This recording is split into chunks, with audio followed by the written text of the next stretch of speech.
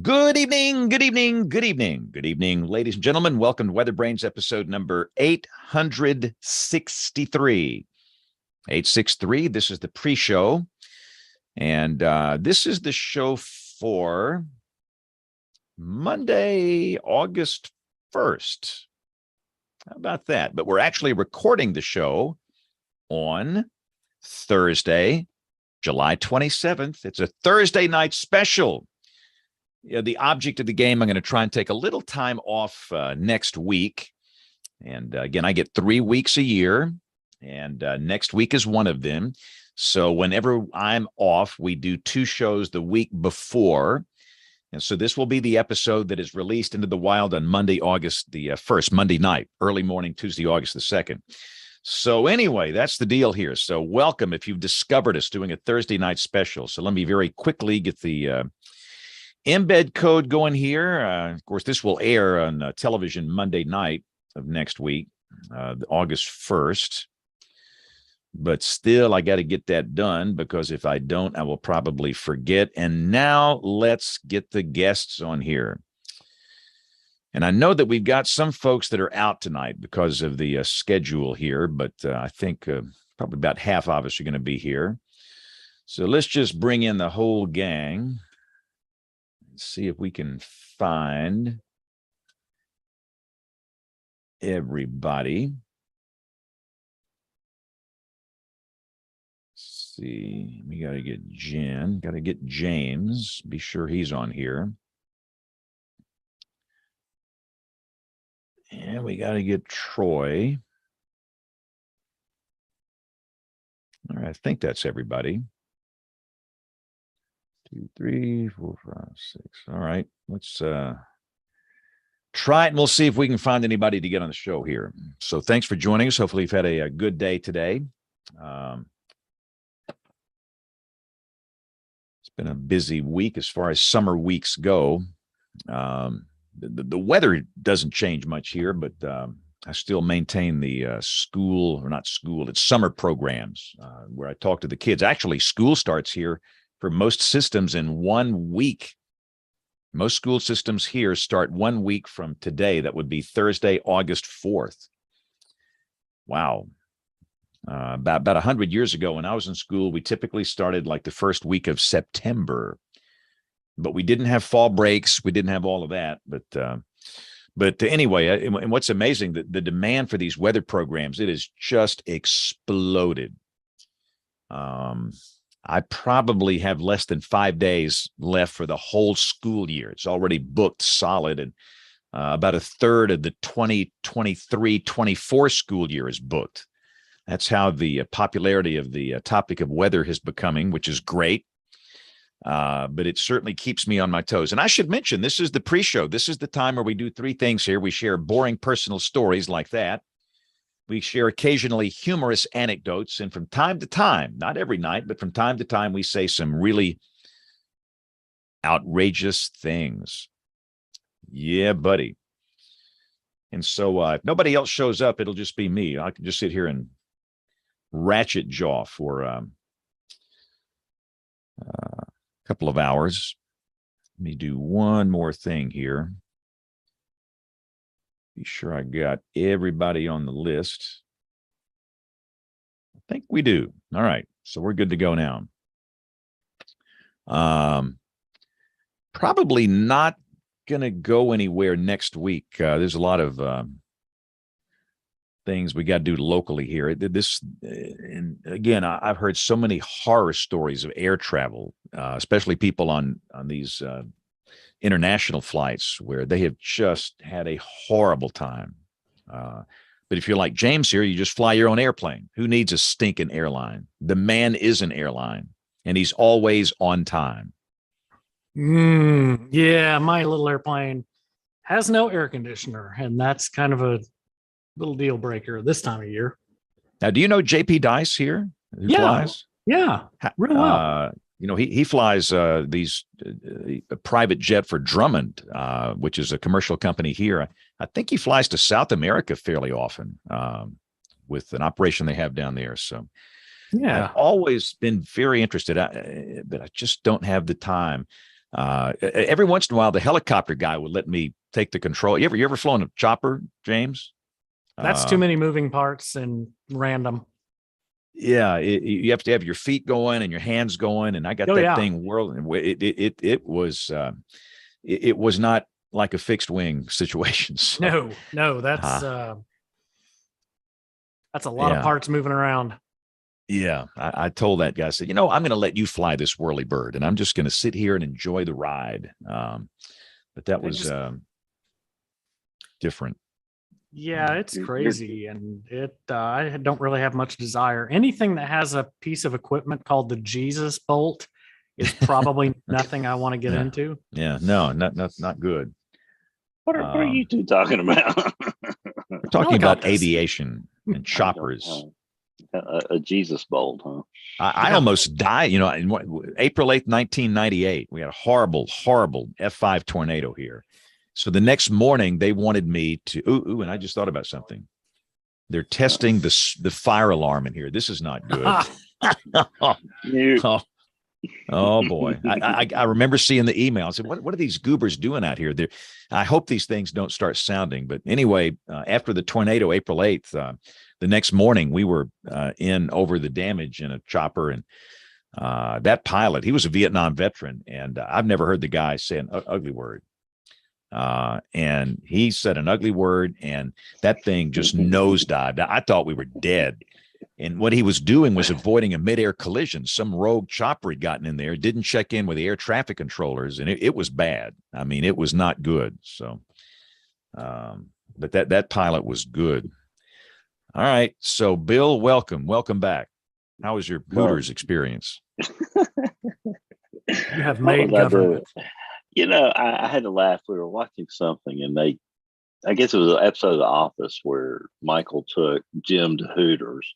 So I thought about you, James, when I saw that episode. 50-cent beer night. You know what's going on down there.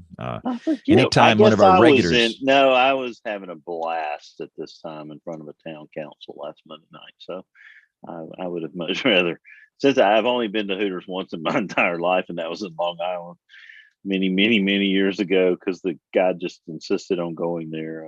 I would have much rather been. I don't believe you. In the words of Ron Burgundy, I don't believe you. You can believe me all you want. There's just no purpose. Polygraph needles going crazy even in Oklahoma. Oh yeah. No, I'm not a Hooters guy. Rick, how are your storms down there? Well, they are rumbling, and we can smell rain here at the house, but it's just so close, but so far away. I mean, there's getting some good winds. There's some 60, 70 mile an hour gusts and some, 1.5-inch rainfall totals. But yeah, I would just like a little bit of it here. I mean, we're just getting started. There's more rain to come. Yeah, I saw the report out of Jones of shingles off a roof, and I thought, Lordy, I hope those aren't Kim's or Rick's or anybody else down there. No, we haven't gotten too much here in the local Newcastle, Norman Metroplex, but yeah, just looking at the radar here. Is this microphone okay? I switched microphones. Yeah, sounds great. All right, good. Clean as a whistle. I listened to myself on the podcast, and I was like, do better than that. So that sounds awfully clean.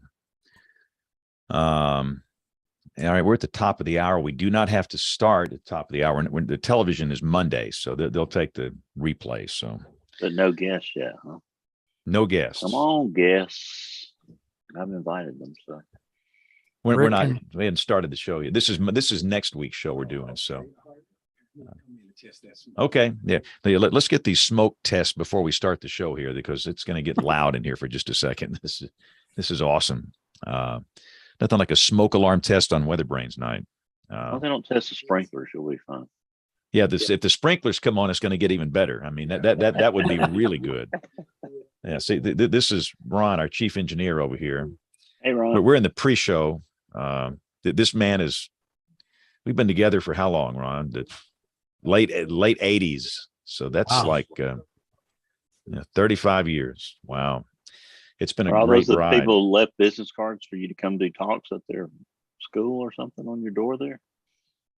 You know what I do when I go to a school and get the little sticker? I just stick it on my door. I've been Oh. collecting those. Those are visitor stickers that you get from schools when you check in. So That's so cool. just thought one day I'll want to see. Oh yeah, this is good. We'll just televise this whole thing here. Oh gosh. So what's going on here? Let's get a play-by-play. What you got going on here? Just testing this. Okay. We got two professionals here. I think he's spraying bug spray up in this thing. Wow. He's making sure you didn't disconnect it so you can smoke some weed in there at 420 every night. Yeah, that's right. He's gonna So you say don't it get looks this on like the other something weather. On the other weather shows, you don't get this. Looks like something they would sell at a Yeah. dispensary, maybe. All right. Yeah. Thanks, guys. Man, I've it's never the beginning of complaint. And I so never it noticed starts. I never noticed there was one right above my head up here. So there you go. Good, they got to keep you safe. And I have noticed the sprinkler heads in here, which is not good because all of this equipment is my personal gear in here, not the stations. So that would not be good. Hang your suit coat off of it before you. Yes, right. So do you want to start with no guest, or you want to wait a minute, or Well, I've talked to both of them today, so they should be here. I don't know. What they to probably do. saw the pre-show and ran? Well, I wouldn't blame them, but we'll just have a little No. homegrown show if we had to. Wouldn't be No, we're always good for a homegrown show. Rick's got Jen, a how new you- microphone. He could sing. Yeah, that's true. He could sing the Star Spangled Banner. karaoke night at WeatherBrains. You are my sunshine. I'm going to need to get a different drink here. So. What kind of, that sounds really good, Rick. What kind of mic is that? The audio response is excellent. A Snowball. No ball. Blue. It really, the audio response is really, really good. Good. I probably just Sounds missed great. it. Good. So somebody just got on Well, here Matthew called could NA. be. NA, Oh, sorry, that's me. not available. Hey, Sorry, NA. but I'm not available. Here I am. Oh yeah. Thank Gosh, that's you. some good looking TV hair. Man, if only I had that kind of hair. Wow. Mine's receding as it is.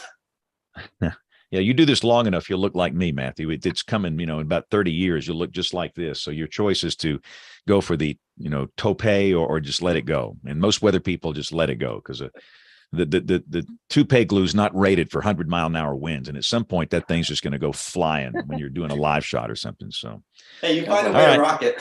Sounds Yeah. find a need and fill it right there. We need to make some 100-mile-per-hour toupee glue. Yeah, add that with the rain out of that sprinkler head, it'd be nothing but trouble. All right. Enough of this. Let's get the show going here. All right. Thursday night special. Here we go in 5, 4, 3, 2, 1. WeatherBrains, the weekly show all about weather. This is episode number 863. This is for the 1st of August. And for those that are listening, a little secret, we're actually recording the show on July 28th. Yeah, it's a vacation week. We're doing 2 shows. For those watching live, you know that. But I get 3 weeks a year. And we have not missed a week in 16 years, which is really weird. But whenever I take a week off, we do 2 shows in 1 week the week before so that we are consistent. So we're good to go here. So it's going to be a great show. And I spy Dr. James Adelite, who is in his studio working tonight, looking good, got the TV outfit. James, how are you? I'm doing well. We did not make 100 degrees in Tulsa today, so we broke our streak of 5 in a row. Well, that's not necessarily a bad thing. Now, are you dealing with storms, or is that just Rick dealing with storms? That's all, Rick. They're just respectfully staying just outside my coverage area down there bothering Rick, and that's quite all right with me too. Rick, what you got down there? Well, we got some storms along a boundary here, right along I-40. Some gusty winds. We've had some 70-mile-an-hour gusts and not much hail, but wind and some really heavy high rainfall rates. I mean, they're just close enough to the house here that I can smell the rain and hear the thunder, but that's about it so far. And already getting the comments from friends and family. My wife just a little while ago said, so we're not getting any rain. Like, well, we've we've got chances all the way through Saturday. I don't think she can hear me in here. I got to be careful, but no, no, we've got some good rain chances. Now it's going to be right back to 100 next week. So, but hey, any little break is good. We'll take it. You take what comes. We'll probably see a little higher coverage down here, but we've not had the heat problems that you've had where we are. We've had just routine summer heat. And Jen's up there in the Arctic Circle where it's 22 degrees or something. Yeah, it's hard for me to wear this t-shirt. No, it was 82 today. I sat out and worked outside for a little bit, got my computer out and did a Zoom call out there, and I loved it. It was great. So I've been trying to spend some time outside before November hits, and I can't for 5-6 months. So been nice up here. We have one more little chance for rain late tonight, and then we have a good weekend coming up. So just chilling up here in the Ohio Valley. Awesome. And we should mention that we got some of the regulars that will be out or late. I know Troy will be a little late. Neil might make it. He's got a meeting. Of course, Neil is kind of a big deal after his CNN appearance. That was awesome. That was so great. About the squid fleets and the Pacific red lights and all that. In fact, that's my pick of the week. So we'll talk about that later. But anyway, hopefully some of the others will make it a little later this evening. But Bill Murray is back. Bill was not with us on the last show. Bill was at 50 Cent Beer Night at Twin Peaks this week. Is that right, Bill? No, none of the above. All the places you could name. No, and no. I would have actually probably rather been in one of those places than what I was doing last Monday night, but I lived to tell about it, and I'm glad to be here this evening. So thank you very, very much, Mr. Host. But I've got a guest panelist to introduce. He's a meteorologist for the Washington Post. He does routine forecasts on NPR, on CTV in Canada, all sorts of stuff. He's been a good a friend of the show, and we always love having him on. Matthew Capucci, thank you for joining us tonight. Hey, thank you so much for having me. I was honored when you guys sent me the link. Well, we're always glad to talk to you, and we want to talk to you about your new book you got out and a few very sundry other things. But right now, we're going to put you to work and let you talk about tonight's subject with our guest weather brain. Allie Hirschlag is a New Jersey-based writer and editor who covers sustainability, wildlife, and weather for publications like the BBC, Future, Scientific American, Weather.com, Audubon, the Washington Post, The Guardian, and National Geographic. Allie, welcome to the show. Hey, everybody. Thanks so much for having me. Now, you piqued my interest today when you said you had to run out toward the end here because you got something for a comedy show. Are you the writer? Are you going to star in the show? What is it something we can know about at this point? We need some new writers for this show. We really need some new comedy material. I mean, our stuff is lame. It's bad. In my other life, I work on a comedy podcast with a few comedians based in New York. And we started it during the pandemic when we couldn't actually be in person, and it kind of piqued people's interest, so we kept it going, and it's sort of a variety show. And yeah. So tell us more about it. What's it called, Allie? So it's actually still in development. It doesn't have a formal name yet, which is part of the reason for the rehearsals. But it stemmed out of a show that my husband was doing called Art Smackdown, which is currently on Twitch right now, and it's been on Twitch for a couple of years now. And that's a variety art show where we have expert artists playing against amateur artists, and we give them cues, and they make art out of anything that they can find in their house. And then at the end, there's a panel that votes on it. That sounds pretty cool. We can't wait to hear about this project as it progresses. That sounds like a lot of fun. Yeah. So, well, we got you here tonight. Tell us about you. Tell us how you got interested in science and writing and how the two came together. Sure. So it sort of happened very haphazardly. I was in graduate school for theater management, of all things. And I, at that time, started writing for freelance to make a little bit of side money, and got good at it and really started enjoying it. and then eventually moved into working as a staff writer for Upworthy. And I sort of began working more in the science beat because it's just what spoke to me. I love covering science stories, and it's really running the gamut, although I do find that I hit a lot of ocean-based science stories more than anything else. And then a colleague of mine who was working at Upworthy moved on to the Weather Channel, and she beckoned me to follow her, and I did. And then I sort of took over her role when she had a baby and decided to go off and focus on that. So I became an editor at the Weather Channel, where I was writing everything from scripts for our short form videos that we were doing daily on the various weather news, both nationally and internationally, to focusing more on things that we were doing with brand partnerships. I did a lot of work with State Farm about safety and how you can protect yourself from the next big storm, which there tend to be more and more these days. So, it felt like a lot of service journalism, but it was really fantastic. I loved working there. So tell us more about about the work you're getting to do with the Weather Channel. Of course, we're all Weather Channel fans, and over the years, tell us about that experience. Yeah, I mean, to continue, I was working every day with the meteorologists, and we would get briefed on the major weather storms of the day in the morning.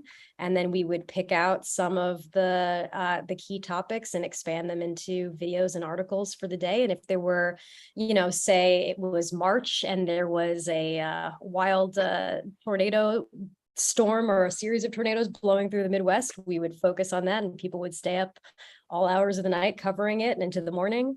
And I worked some wild shifts doing that. And yeah, it was a real ragtag team, very, very small, but brilliant people who were just tireless and wonderfully supportive. And I feel like I've always been excited about weather. I never expected to work for the Weather Channel, but I think it was always in me to end up working for the Weather Channel. When I was a kid, I used to legitimately sit in front of the TV and wait for Weather on the 8s when it was on broadcast. You have the defective gene, so it's not too late. Not too late to become a meteorologist. I think it's something about feeling like you have some sort of control over something that's entirely uncontrollable. It's a total fallacy. One thing that I've learned working at weather is that even the meteorologists only can know so far into the future, and even that is like a few hours ultimately. We always laugh about the 10-day forecast, because it's like, really, like, it's going to change tomorrow. Well, we got Troy Kimmel, who's joined us a little bit late because of a pop-up thunderstorm in his area. Troy, how are you tonight?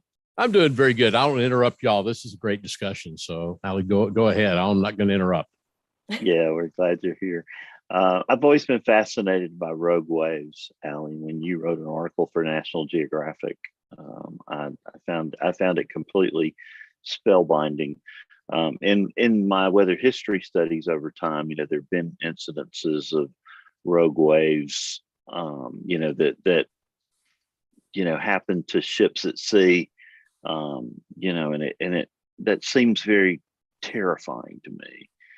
To be on a ship and be confronted by an 80 or a 100-foot wave. Talk about what they are and how often they happen. Well, they are, the reason that they interested me, the reason I pitched the story in the first place, is because they sound mythic. They don't seem like something that would really be real. And the first story that I read was of this, this early 1800s explorer who claimed to see a wave 100 feet high, or 80 to 100 feet high. And no one believed him that it was real, because there was no photographic evidence available at that time. And the reason I actually decided to pitch this in the first place was because there was a story that came out that I had been researching for weather about a rogue wave that appeared off of Vancouver Island in 2020.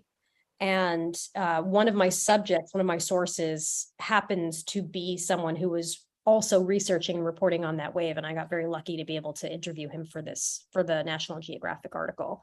But that story was so fascinating to me that one came closer to shore than the average. Like, rogue waves typically are out in the middle of nowhere and they really just threaten people at sea, but that one could have potentially threatened somebody offshore.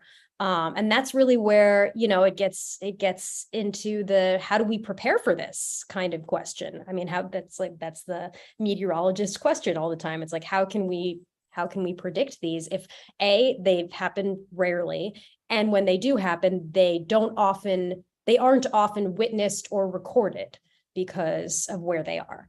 So it's like, how do we study these things and find a way to predict them? And it seemed, I had no idea, because I am not well versed in math, that math would be the savior of all of this, that it's about a catch-all formula that can be applied. And it's a similar formula that you would use to predict rare outcomes in something like poker, where you look for the most efficient pathway to get this rare event to happen.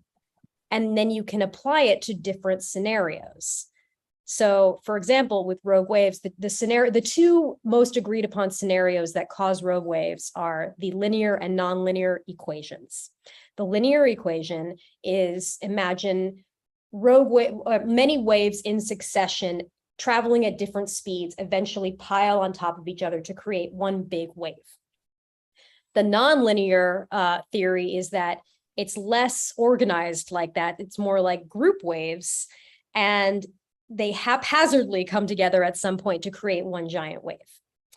And there are experts that are in both camps, both schools of thought, but this equation can work for both. Like, you can apply this theory to both of those sea states, which is, how an ocean is. And I just thought that was the coolest thing ever. And because math is not my second language, I needed to sort of learn it to write about it. So Allie, how often do these things happen in the open ocean, and what's the probability of it? Because the other day, and James Adelot will appreciate this, I was listening to the air traffic control scanner, and I heard a plane be told to go around, which I thought was kind of a rare experience for an airliner at a major airport. And I read that it happens in about 3 in 1,000 landings. James, does that sound right to you, or something? I didn't know what caused it, or what the controller saw, or what paperwork had to be filled out in the wake of this event. But I thought that's kind of a scary sounding thing if you're on an airline or piloting it or as a passenger and you're told to go around. And usually it's a busier airport, and the preceding plane just hasn't cleared off the runway. That is the biggest cause of that.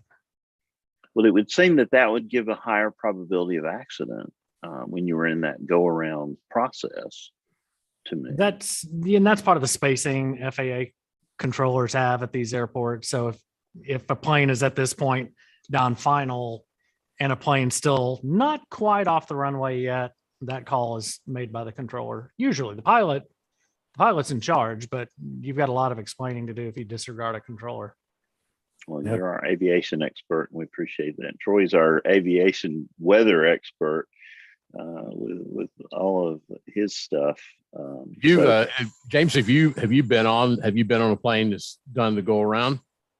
Southwest into Love Field, looked down, saw the grocery store, heading to the southeast, and up we went.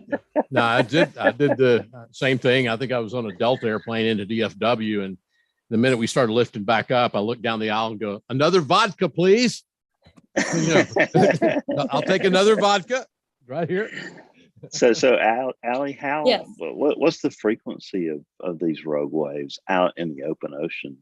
So there's like schools of thought about this. This sort of agreed upon is like 1 in every 10,000 waves is a rogue wave. Wow. But it's also kind of like the tree that falls when no one can hear it, is that since we don't have a monitoring system monitoring waves all over the world at any given time, it's hard to make that estimate, if that makes sense. So I've had some sources be like, it's more than that, and others be like, it's way less. And it's simply based on the observations that they've made. And, you know, the fact that NOAA is now creating more real-time wave watching, this percentage, I think, will improve once there's more visibility about it. Well, you would think it with buoys all over the ocean. Yeah, NOAA has plenty of buoys. And if you expected a wave period of even 12 seconds, which would be awfully long, so this would be on the low end. Yeah. You think it would run into 10,000 waves, Troy, pretty often, I would think. 300 an hour, 3,000, 6,000 waves a day. So what's the definition? What's the threshold? Do you have to hit a certain height to do that, or is it a certain number of times the average wave crest that has passed that location? So the definition of a rogue wave is it has to be twice the height of the waves around it. So that could be anything. You're right. It's like, how do you measure that? Well, Like, I probably enjoyed a few rogue waves at the beach, because our ocean, our Gulf of Mexico, James Spann, we have seas around 1 foot this time of year. So I've probably seen a couple of 2-foot waves that would qualify to be a rogue wave, and you were glad to see them. I know, Allie, there have been rogue waves on the east coast of Florida that have reached the shore, and you sort of alluded to that. I remember an 18-foot or so wave that hit Daytona Beach a few years ago, and caught some folks that were a little close to the water's edge, kind of unawares. Are those the same thing, or are they a different kind of breed? I mean, technically, if they were more than twice the size of the waves around it, that's technically a rogue wave. I know that they've also called those waves like sneaker waves. Yep. Yeah. So like, I know that they have them in, there's that one beach in Iceland where the sneaker waves, because there's like a drop off at the end of the beach, like once you're sort of underwater, there's a major drop off, and it causes these waves that are suddenly massive and have such a strong riptide that people like often get injured and die if they go into that water. It's like one of the most dangerous beaches on the planet because of that. Well, How often are these things seen on beaches or land like that? You bring up Iceland, but I mean, It's is this very uncommon. Okay. They're usually out in the middle of the ocean. how long do they last? Is this a long? Anybody know? I mean, like a series of waves, it's anywhere from 5 to 10 seconds. But then it's like, if you're talking about like it actually hitting something, how long it takes to hit the object versus if it's traveling, like how long does it travel before it subsides? Different things. And I've read, Allie, some instances of tsunamis causing absolutely amazing wave heights, and that's a different thing, obviously. So how does a rogue wave differ from a tsunami wave? So what I've gathered from the experts I speak to is when they talk about a rogue wave, they talk about it not knowing the exact origin of it, which is why they call it rogue, is that it doesn't seem to be triggered by an like an underwater earthquake or a storm that's out somewhere. You can't really make that connection, even though it might have been if it just happens, say, okay, for example, there's a cyclone off of Indonesia, right? And it triggers a series of waves that head towards California, but it's, I mean, thousands of miles away. So you wouldn't necessarily call it a typhoon or anything like that, but it eventually, because there's a series of larger waves and those eventually create one big one, you could call that a rogue wave. Well, it looks like our buoys and things would occasionally catch these things, and we need Dr. Jacobs on here, Troy, to talk about that. Maybe he'll join us. He's been at a conference in Boulder, and a little impromptu retirement party popped up tonight. But Allie, I mean, but when we hear about the tsunamis, we hear about them not really manifesting themselves until they approach the coastal shelf. Essentially, you get more of that when it comes on shore. What you're saying is this could be out in the middle of the ocean at that type of wave. I mean, Yes. that's, they say that the buoy system, they've got it where we can maybe track tsunamis, but it's not that big of a wave out over open ocean. It doesn't get to be that until it approaches, the coastal areas. This sounds a little different than what you're talking about, right? Yeah, I mean, there can be rogue waves closer to the shore, but again, they're much rarer than the ones out in the middle. Okay. Of the ocean. Okay. Give us some recent anecdotal cases where it's happened with cruise ships or freighters or whatever, Allie, because that's the sort of thing that nightmares are made of for me. I mean, so the one that really got me was the one in the late 1970s.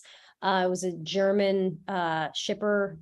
There was I forget exactly what they were taking from Germany to the coast of the US. But it was carrying supplies of some sort, and it just disappeared. I mean, everybody and everything disappeared. And the only thing that remained was there's this lifeboat that was some 60, 70 feet in the air that was nailed to a mast of the ship. And that was all that they found. And where it was hit, they estimated that that was the height of the wave that sunk the ship. I can't even imagine. I've read the book about the Phantom and Hurricane Mitch and those sort of things. You hear about Gordon Lightfoot's fantastic song from the 1970s about the Edmund Fitzgerald. And each one of these cases may have been caused by something like that. But when you're in an ocean full of 50-foot seas, I would imagine it's not inconceivable that it would be easy to generate a 100-foot wave out of that. No. How big of an inland water thing do you need, a body of water, to generate a sizable rogue wave? I mean, Bill brought up Edmund Fitzgerald. Now that song is stuck in my head. Thanks, Bill. Yeah, that's your earwig for the night there. Sorry about that.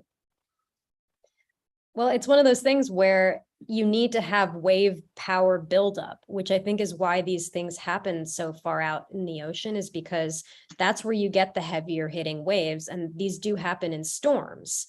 So you need that buildup, whether it's a linear buildup or a non-linear buildup of waves stacking on top of each other to make that one big one. So that's in essence why it's harder for it to happen near the shore.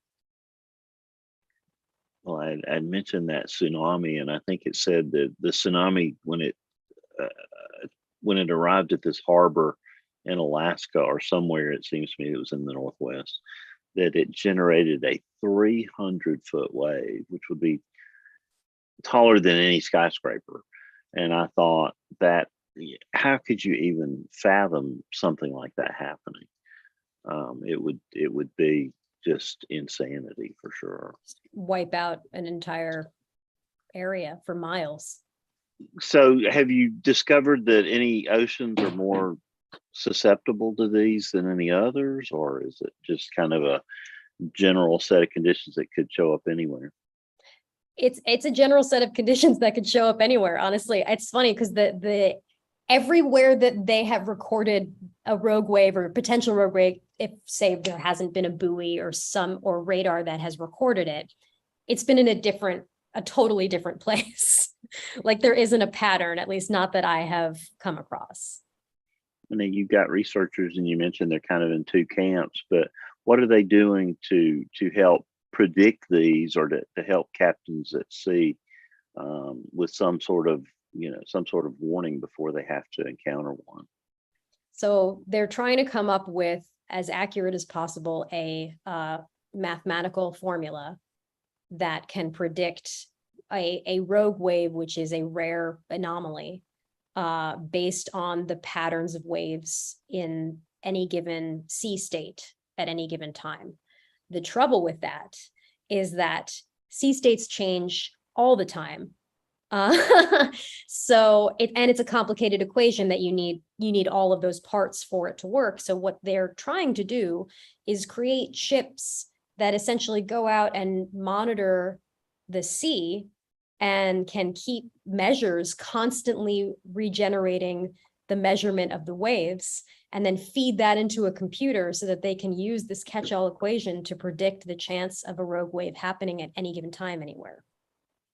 Is there any kind of detector in terms of like LiDAR or something like that that would be useful in helping them see the sea state over a wider area than maybe what's visible to them? I think so. I mean, I think what, NOAA is developing with Wave Watch is something along those lines.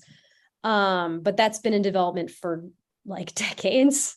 So I think they're getting better at it. I also think the buoys do help. The buoy across over by Vancouver Island is what detected that rogue wave in 2020. No one saw it. It was the buoy.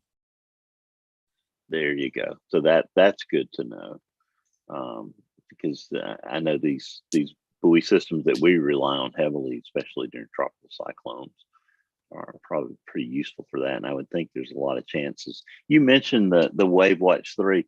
Talk about that program, what it is and how it works to your knowledge. I mean, to my knowledge, it's just trying to put as many data collection pinpoints in the ocean around the world to gather real-time wave data so that they can then share that publicly. And then that can help inform any mariner, anyone who's out on the ocean where there might be dangerous waves.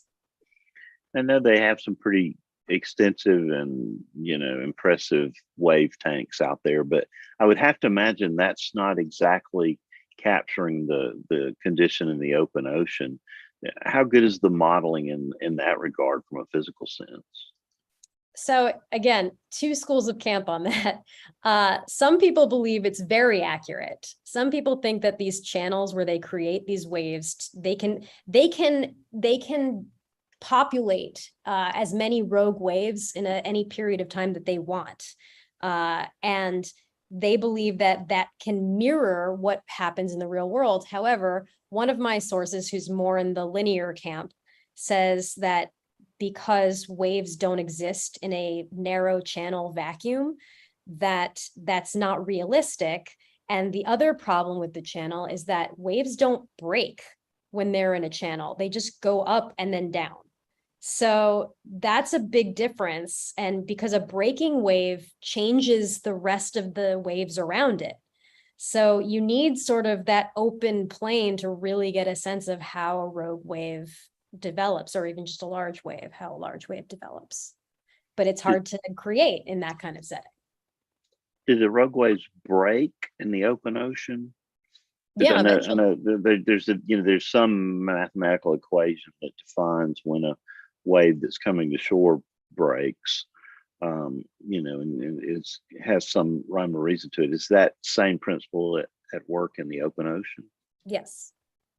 So naturally waves break, but with a rogue wave, you have a much deeper trough and a much higher peak. So it takes longer for it to happen, but it does happen. So there's that anomaly there probably has some bearing into the creation of those really serious rogue waves, I would guess. Oh yeah. Matthew Capucci, what questions do you have?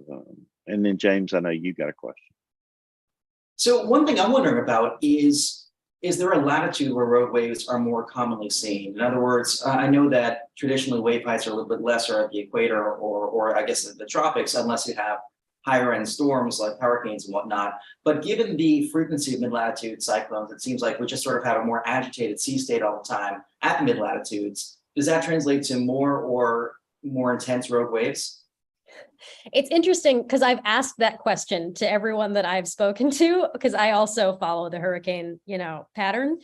And there isn't a higher chance of rogue waves there. In fact, yeah, that's what makes them so fascinating, is that they don't seem to follow the typical pattern that you would expect. And this might be another sort of random question, but in terms of the actual width of a rogue wave, what is it? And I guess we don't really know given how few sensors there are, but have there been simulations as to, in addition to how tall the rogue wave is and sort of its depth, just how horizontally expansive it can be? That's a really good question that I didn't ask. I'm not quite sure. I would imagine they could be rather wide. But again, this is another issue with doing, lab work in a channel, is that you have to account for a wave that might be rather wide and what that would do to the seascape around it. And you can't do that in a channel. So I think that would make a big difference in the calculations, personally. And then a last question, if I may. Are these sort of more like shallow water waves? Do they form closer to the coastline where you have, I guess, all that energy kind of pushed up more, or can they occur like in the middle of the Atlantic as well? They more often than not occur in the middle of the ocean. And Wow. that is, yeah. So when you're talking about these kinds of waves, they need the energy in the middle of the ocean more so than the energy at the coast. They need to be able to build up. So it's like, if you're talking about a sea state where you're seeing a lot of wave action, that's the kind of setting where you can actually see a rogue wave. Where at the shore, you have a stable surface that sort of stops waves. So again, it's just not as common. Which is good for us because it means it's, there's less of a safety risk. Yeah. Not a great beach day. No. Now, back, say, World War II, we were logistically moving tons and tons of things by ships. Were there reports of rogue waves during the war by any Navy or Coast Guard? And then, of course, I guess any war, Desert Shield in 1990, there were a lot of hurricanes in the Atlantic during that too, which made for some logistics issues. Yeah, I don't know particularly about that. Like I didn't make any real connections to naval ships during the war. But I imagine there must have been. The thing about those ships though, is that we started building things out of steel regularly, and they can withstand a lot more than the ships that obviously came before then. So I wonder if it's just that they weren't recording it as much because it didn't actually cause that much of a problem. It didn't capsize. Like we see as the time goes on towards, the present, far less casualties with rogue waves because we're building our ships better, and they're able to be battened down and they're able to withstand major storms. And it may have been a case where it was pretty low on the priority list. Had a big Also, wave, no damage reported, on to fight the next battle. Right. Let's go drop a bomb. Right. It was interesting when we had David Titley on a little over a month ago. He talked about Halsey's typhoons in World War II, James, and I remember reading in that book that Halsey was regularly encountering 90-foot waves and 150-mile-per-hour winds. I can't even imagine the chaos there. With probably almost every wave would have been a rogue wave any other time in history, because of the situation he found himself in.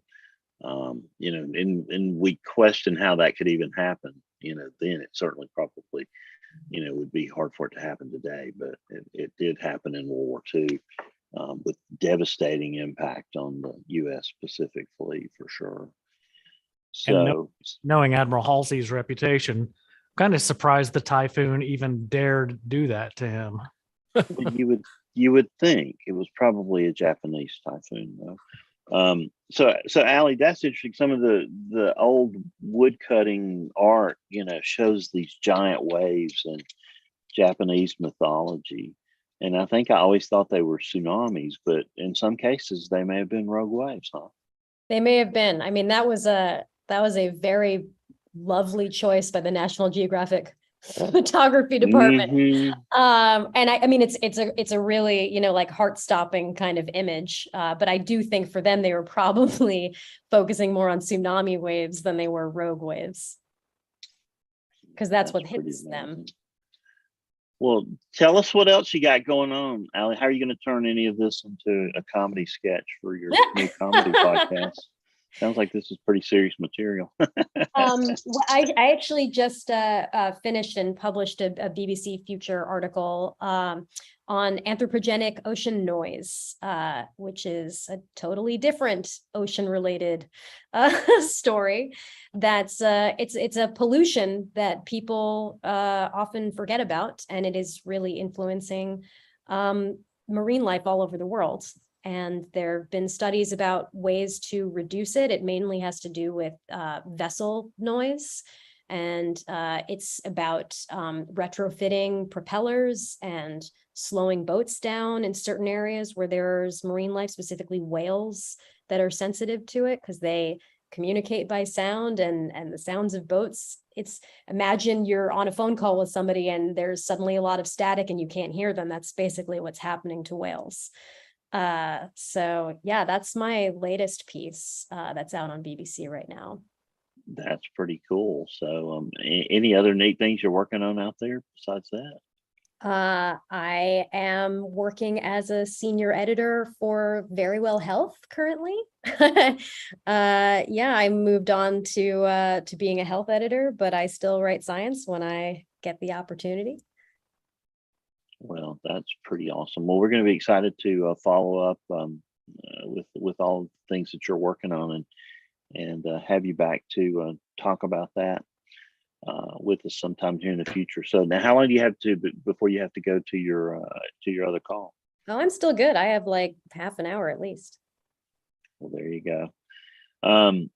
All right, so we've lost our little host somewhere up there. James ate a lot above you, my James fan icon. He's gone off to test smoke detectors or something. So kind of have to wait on him to get back here before we can transition to the recorded segments.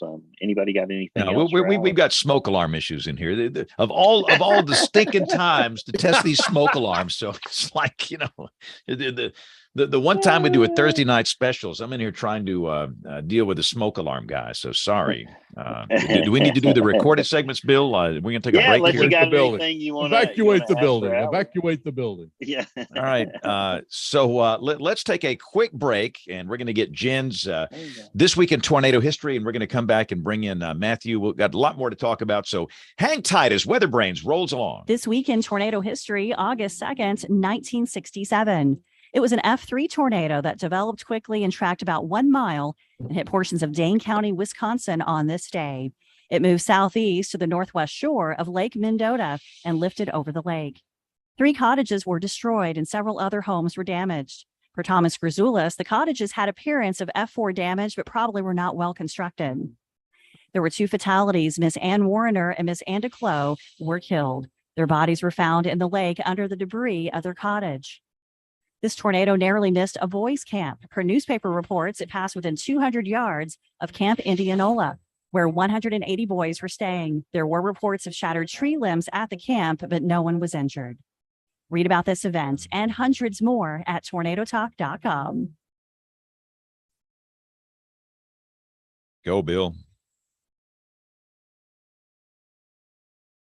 We don't have Tony Rice tonight, so we only have one recorded segment. So Matthew, you had less than a minute to do your radio cut there. I'm back. I'm So good. Matt, you got a new book, don't you? Tell us about your book. I do. It's called Looking Up: The True Adventures of a Storm Chasing Weather Nerd. I chose the title. I did not choose the subtitle, but it's really a story of all the different storm chases I've been on. But through that, my journey to becoming a meteorologist, because I want folks to sort of see the excitement that you can bring to your job every day. It doesn't matter what your job is, but the excitement that you can pursue it with, and the theme of trust the process. It's been, a long time that I've been trying to become a meteorologist. Like we all remember back in the day when I was knee-high to a squirrel, I was like 13, 14, 15 to go to conferences. And, it's been 10, 11, 12 years, and it seems like it's taking forever, but really it's been almost overnight in a weird sort of way. But yeah, it's about different storms I've chased, but really about shooting for one's dreams. So talk about your growing up. What got you interested in weather? Because you kind of came in it a little bit from an interesting perspective. Matthew, talk about that for a minute. Yeah, I definitely did. So I grew up on Cape Cod, Massachusetts. Nobody in my family was really a scientist. Nobody liked weather the way that I quickly came to when I was young. And it was even before I could talk. When I was about 1, 2 years old, I'd be looking out the window and staring at the anemometer spinning on people's roofs. And for whatever reason, I was just obsessed with them. I couldn't figure out how they were spinning, what was making them spin. It was those, for whatever reason, I was obsessed with those water towers. And then, you know, those like little methane gas vent things they have like at landfills. I was a quirky kid, now a quirky adult, but I love those things for whatever reason. And it quickly became just this interest that I would rapaciously pursue information on. When I was 6 and 7, I'd go to the elementary school library and read all the weather books and sort of memorize them cover to cover. And I remember when I was 7 planning a trip so I could someday go to Moore, Oklahoma, because that to me was like the center point of tornadoes, the center point of severe weather. When I was 7 going on 8, I saved my first community money to buy a video camera so I could storm chase. And I'd ride around the neighborhood in Cape Cod. Anytime there was a thunderstorm, I'd be taking shaky video content that I think someday would be something. And I watched the tapes the other day. They were quite endearing, and they fell tragically short of National Geographic quality films. But these were the old Super 8 videos. But it's been like that ever since. And I always wanted to be a meteorologist, always wanted to be a TV meteorologist, really always wanted to live here in the nation's capital. I came down here for weather camp at Howard University when I was like 13 or 14. And I loved it so much that I kept the same Metro card ever since. And I said, I have to live here. I have to get back to DC. And through the weirdest turn of events, it worked out. But it, by all likelihood, it wasn't supposed to. So Matthew, you had a cool gig here with the Capital Weather Gang, and we always admire the work of what y'all do. Create some pretty incredible content for the nation's capital. Talk about what's going on there and what a sort of experience that's been. Yeah, so I apologize if earlier on you saw me ducking in and out and kind of running to the window. We had just a stunning rain shower come through tonight. It was a little bit of a downpour. We had tops to about 20,000 feet, very little lightning, but it gusted out right at sunset. So for the folks at home, that means the outflow boundary, the leading edge of cool air exhaust, kind of kicked out ahead of the storm, which meant behind the storm there wasn't all that much, and it just got illuminated from below. And this had to have been one of the prettiest scenes I've seen here. So I got the 10th floor looking westward, and there's a water tower next door. The train goes down below. And so I always have perfect views. But yeah, so I worked the Washington Post Capital Weather Gang beginning when I was 18, 19 in college. I enjoyed it. It was great too, because before that, I'd worked at a tiny little newspaper on Cape Cod where they had a budget for one weather article per month. And so every month I'd write one weather article. And then with the Washington Post, I remember sending a list of pitches to Jason, and he took one of them, and the next day I sent another list, and he was like, yeah, we'll take that article. I said, wait, I can do 2 articles in 2 days in a row? Like there's a budget for that? And I couldn't fathom the idea that they could have weather content every day. And my, I think, sophomore, junior year, it quickly became me writing every single day. And it got to the point that when I graduated, I was shopping around for different TV gigs, couldn't really find anything. And I wound up coming down to the Washington Post full time.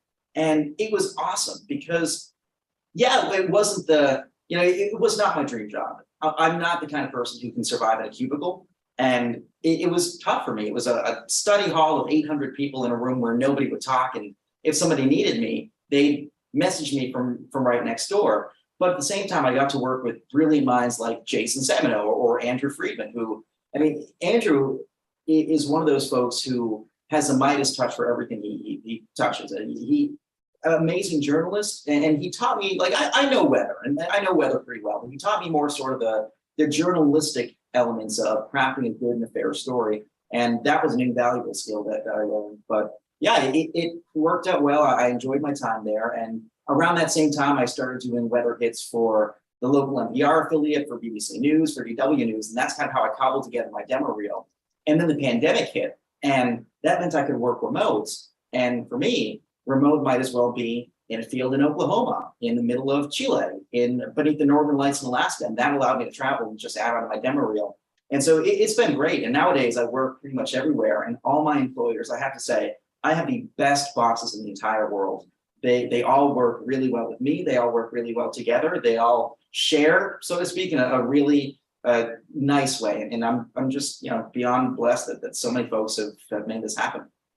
I have to ask what paper you wrote for Cape Cod, because I'm obsessed with Cape Cod. I've been going since I was 3 years old. Oh, I love the Cape. So it was the Barnstable Patriot. I tried writing for the Cape Cod Times and they told me I was too young.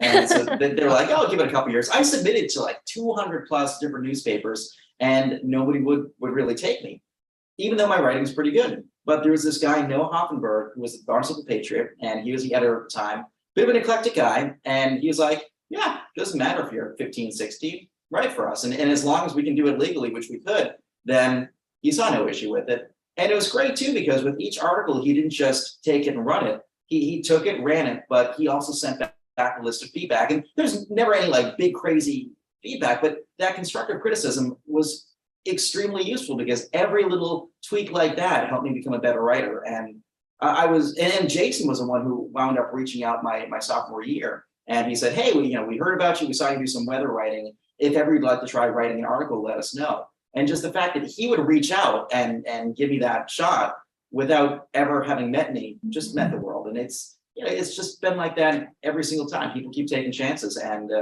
it makes a world of difference. Matthew, you mentioned taking chances, and I know the first time I got to meet you face to face was, I think it was the Warning and Communications Conference in Raleigh in 2015. I think you did a presentation. This is similar to the story you tell in your book. I guess that was a couple of years earlier, about not sneaking into a conference, but maybe kind of. But I remember seeing your presentation there, and I think I came up to you after and said, wow, that was awesome. I remember being glad I didn't have to follow you. You were just very energetic, and I was shocked to hear how early you were in your career. So I think that's cool. And I can't imagine being a weather geek at that age, being able to do something like that. So I admire you for pushing the envelope and trying that. And we've gotten to work together a few times on some interviews. And I think you were, I don't know if you were chasing or what you were doing, but we got to give you a tour of the Weather Center too. So it's good to see you again, and good luck on the book. Oh, thank you so much. And you in particular, I get always a little bit starstruck every time, you and James in particular, but everyone on this call. But no, you guys do incredible work. You guys at Norman and the Birmingham office and Boston are probably my favorite weather service offices. But just the lengths to which you guys go above and beyond in communicating, but really building that local relationship with broadcasters is something that I wish all weather service offices modeled after how y'all do it. But the kind words really do mean a lot, and I hope you know how much I appreciate it. Okay, I'll Venmo you the money later.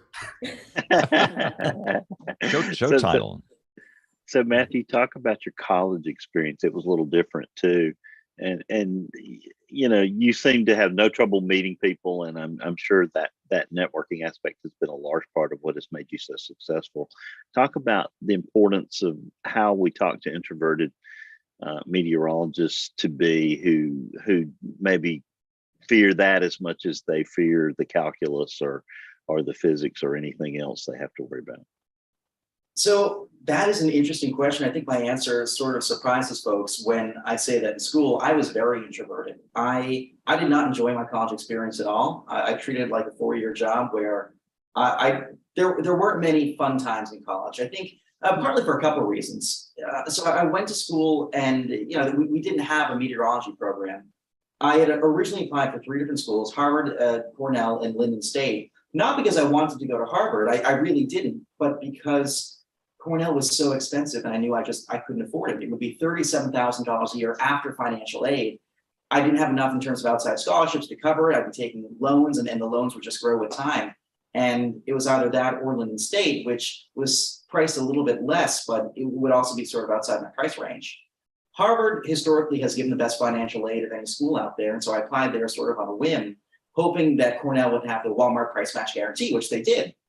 When I got in all 3, it was a bit of a surprise, especially because I never took the Harvard application seriously. I joked around. I made funny jokes in my application. The interviewer I hung up on 4 times because I thought she was a telemarketer, because she kept calling from this number I didn't recognize. I thought she was trying to sell me solar panels. And so everything that could have been a hiccup in my application I didn't even know that we had to pay for an application. So they didn't release my decision until I sent in like the $75. And so it was a chaotic time. I've gotten to all three. And then I was kind of stuck between a rock and a hard place because do I go to Cornell, which amazing school, but it just wasn't the school for me, to go to Linden or to go to Harvard, because you can always transfer out of Harvard, but you can't really transfer back in. And so my parents convinced me to go to Harvard, and I was so nervous. I didn't click the button to say yes, Harvard. I left a dog treat on the ground next to my laptop and made my dog go over and click the button. So technically I never signed up to go to Harvard. Noodles did.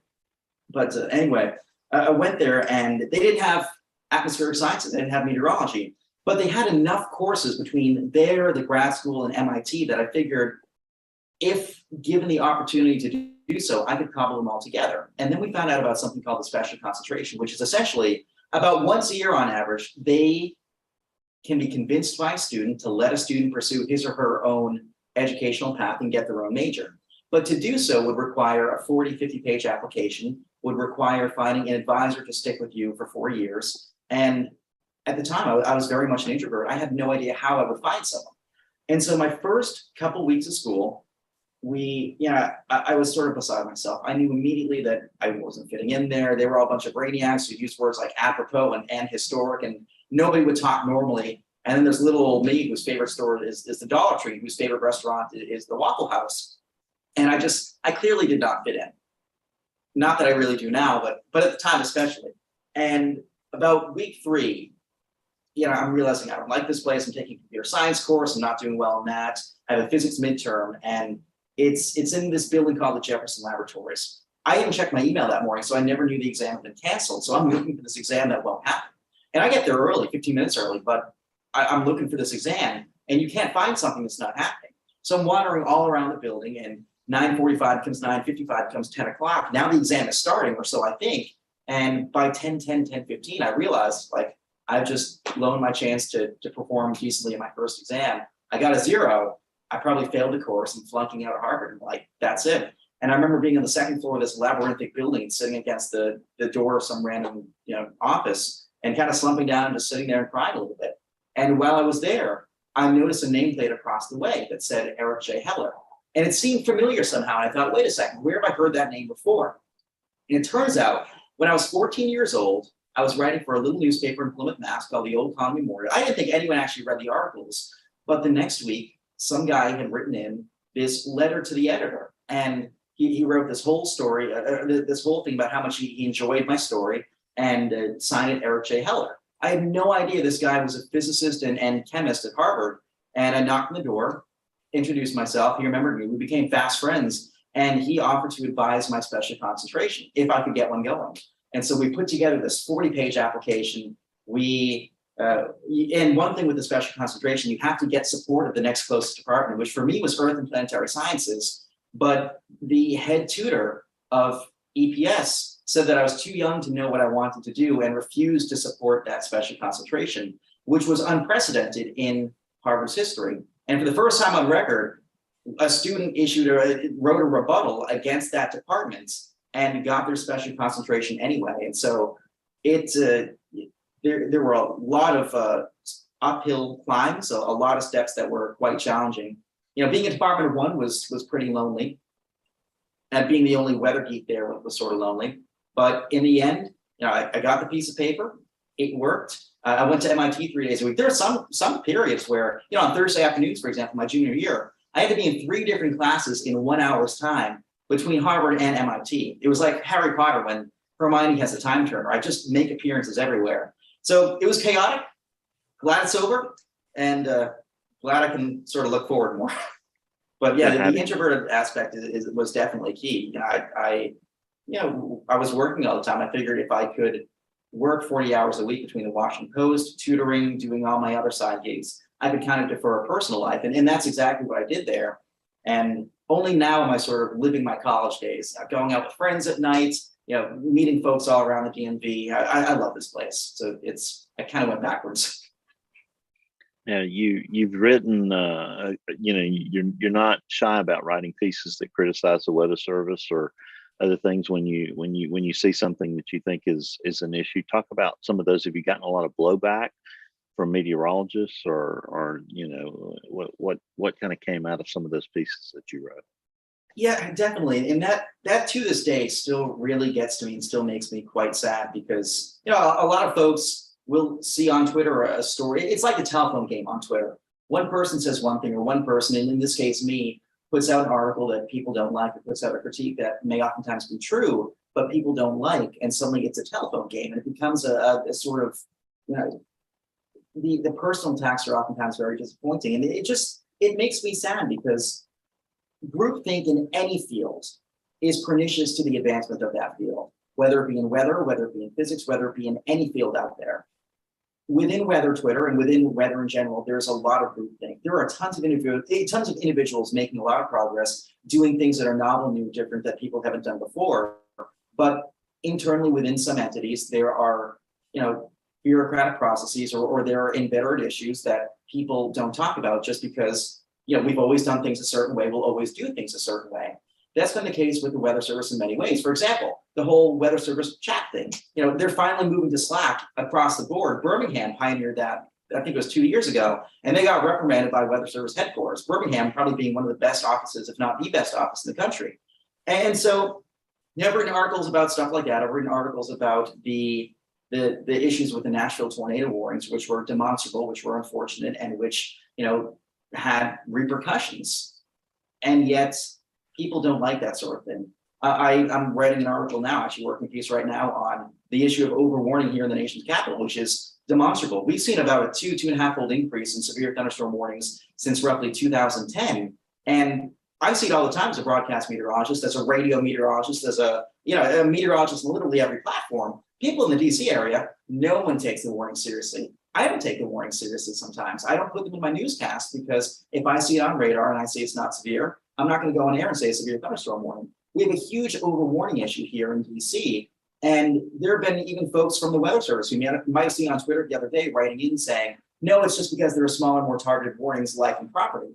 Well, no, if every point in the area has been under 2 times more warnings than in the past, that's an issue. Or, for example, we talk about the tiered flash flood warnings here in DC, and here across the board, only the top 15% are supposed to be considerable or catastrophic and trigger the wireless emergency alerts. My local office issues 65% of warnings from the get-go as being considerable, which is defeating the purpose of tiered warnings. And if we keep lowering the bar as to what constitutes severe, or if we keep casting wider nets, A, there's less skill involved, but B, we're desensitizing the public. And that's absolutely happening right now. And yet every time I say something like that, it ruffles feathers. And it's just disappointing that so many times people, especially within a taxpayer-funded entity, are so reluctant and resistant to any semblance of criticism from the media.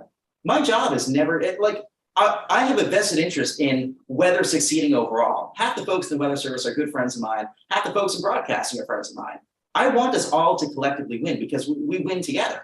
If we all rock it, we get the same outcome. If we all sort of fall short, we get the same outcome. If one link in the process falls short, that is the case. But it just frustrates me that so many people take any criticisms as personal attacks, and they respond to personal attacks. But I think the Weather Service is like any entity. I've worked with broadcast meteorologists before, some of whom are amazing, some of whom I wouldn't trust to tell me whether or not to wear a raincoat. I think every field has great people. Every field has people who not so great, or perhaps they're just not as dedicated as they once were. The Weather Service has some of the best meteorologists in the industry. I just think that oftentimes, there are little things that need to be addressed, and I wish that folks met those with, hey, okay, let's consider this, or let's have a conversation, rather than screw Capucci, he has no right to say this. Well, no, and what you say, I agree completely with you, Matthew, on this. And people are not willing to have a discussion these days. And you know what? You've got to critically think your way through. I want everyone to remember on this show, James, where we had our friends from WFO in Birmingham. A couple of years ago, James, you told us about this, and then they told us about it, where Birmingham as an office sat down and they looked at their warning statistics and how well they were verifying and how they could do better. Matthew, that's all I ask of the Weather Service, for every WFO in the country to do that. I do not think I'm asking too much. And there is an overwarning problem. There is an overwarning problem in this country, and we better look at it because sooner or later it's going to come back to visit us. And I'm sick and tired of hearing about FARs. You know, I would like to see a warning, severe thunderstorm warning. And maybe this is a call to Daryl Hertzman in the morning. And he's got a way to do this on his website. But the bottom line is SVR. Was there a verification? Yes or no? I want to know. If I would go to a website for WFO, I issued 12 SVRs yesterday. 4 of them or let's go better. Let's go 10 of them verified. Yes. I don't want to hear FARs. I don't want to hear that. I want to hear whether the warning verified. And there has to be a middle ground. And I think there has to be some critical thought and discussion on this topip. And let me just say that Matthew's all, I love this. This is my, you guys should preach on here, preach on. Yeah. But you know, where we are, Matthew, nobody wants to use criticism as a way of getting better. Exactly. We all want to fight. It's that same lame left wing, right wing, fight, get your back arched. Come on. The only way you can get better is to listen to valid criticism. And that's what you're writing. And that's what your point is. And I totally agree. You've got so many Weather Service offices and they're carpet bombers. They are carpet bombers that they will issue warning after warning after warning after warning after warning after warning after warning. And these things don't verify.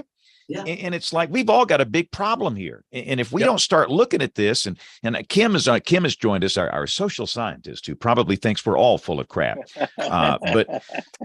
She thought that before tonight, James. So she knows we are. Yeah. But you know, we need to really have this conversation. And I hear this, Matthew, it's not just from where you happen to be, but it's from other parts of the country. And I've got them near me. Birmingham is an anomaly. Kevin Laws and what they've done down there, I think they've done an incredible job of cutting out the false alarms. And and let me just say this too, it's easy to criticize unless you're sitting at that desk issuing those warnings. It's really easy for all of us to criticize that don't do that. And I am cognizant of that. But that's the easiest thing to do, is to warn. Our office is warned. We've issued 87,500 warnings. We're important. Well, what if 86,000 are false alarms? Yeah. And you know, so Matthew, don't let them get on you. Okay, you keep going. But James, here's the thing, and part of it is what Matthew said.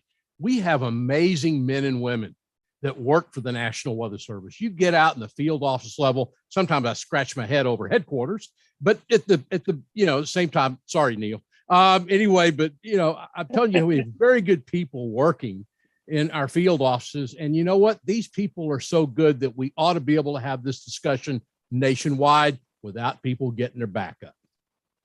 I agree. And you know what? There are 2 other issues that I've raised in the past that were both met with a lot of criticism. You know, when I raised the one about the DC office issuing warnings for everywhere, I actually got a sort of curt response from someone who used to work there at the Sterling office and said, hey, our success rate is 72%. We verify 72% of the time. As someone from here in the DC area, I don't believe that for an instant, because here's the thing.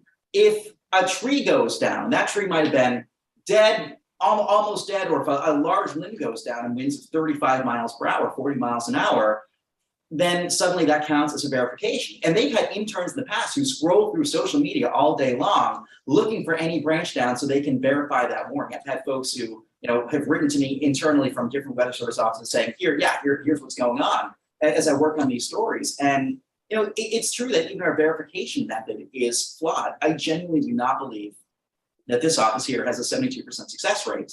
And I saw a tornado warning issue 2 weeks ago that I went on social media because folks were writing in saying, hey, do I got to seek shelter? And I said, honestly, I don't see any spin with this. I don't. I'll let you know if I do, but I don't. And it's frustrating. The other thing that we see is happening quite frequently, massive polygons for a cell this big. Now, it reminds me of sort of trawler fishing, where you put the huge net out there. Yeah, you're going to catch something, but that doesn't mean you're a skilled fisherman. It just means you have a huge net. If I warn half the state of Virginia, or if I warn half of North Carolina, and there are 2 instances of severe wind, sure, you got it, but think about all the people who you're overwarning. I don't consider that a success because that takes minimal to no skill. Anyone can look at a radar map and say, hey, there's a storm there. Let me draw an enormous box. I'm going to get whatever happens in here. We need to have smaller polygons. We need to have better scale. We have to have better false alarm rates, or rather lesser false alarm rates, where we actually try to put in the effort to see, hey, did this creek come down in 60-mile-an-hour winds? Was it 35-mile-an-hour winds? Should we consider it severe?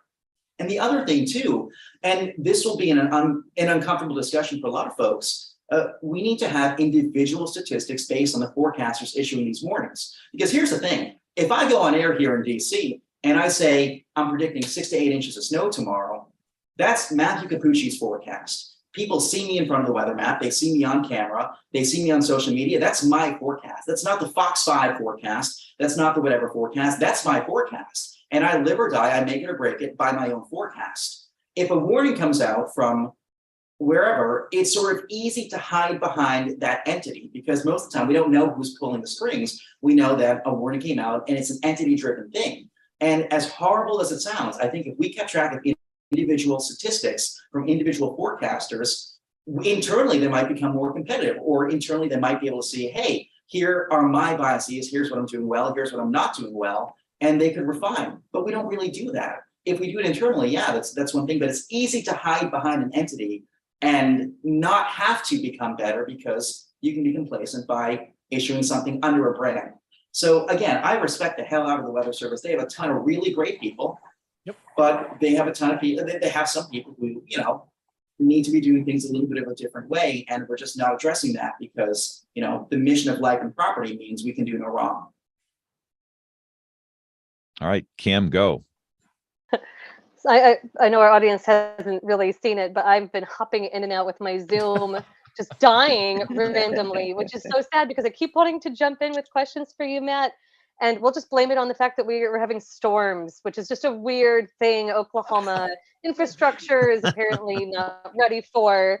So I apologize for that. But, you know, I think you raised a lot of questions that are things that definitely come to mind for the meteorological community. We always wonder, what's the right point, you know, of trying of that trade-off between warning enough and being credible, and, you know, making sure that we're covered, but also not doing it too often. And you know, it's a really sensitive topic, and so, you know, it's one of those things where you're really getting at what is the risk tolerance of the U.S. population, and, you know, when is it that forecasters see the most benefit from the warning choice versus being restrained. I think I'd like to open up a set of questions for you, you know, about where your opinions are coming from on this. I'm curious to know, as a social scientist, what has brought you to the strength of the feelings that you have that there is an overwarning problem?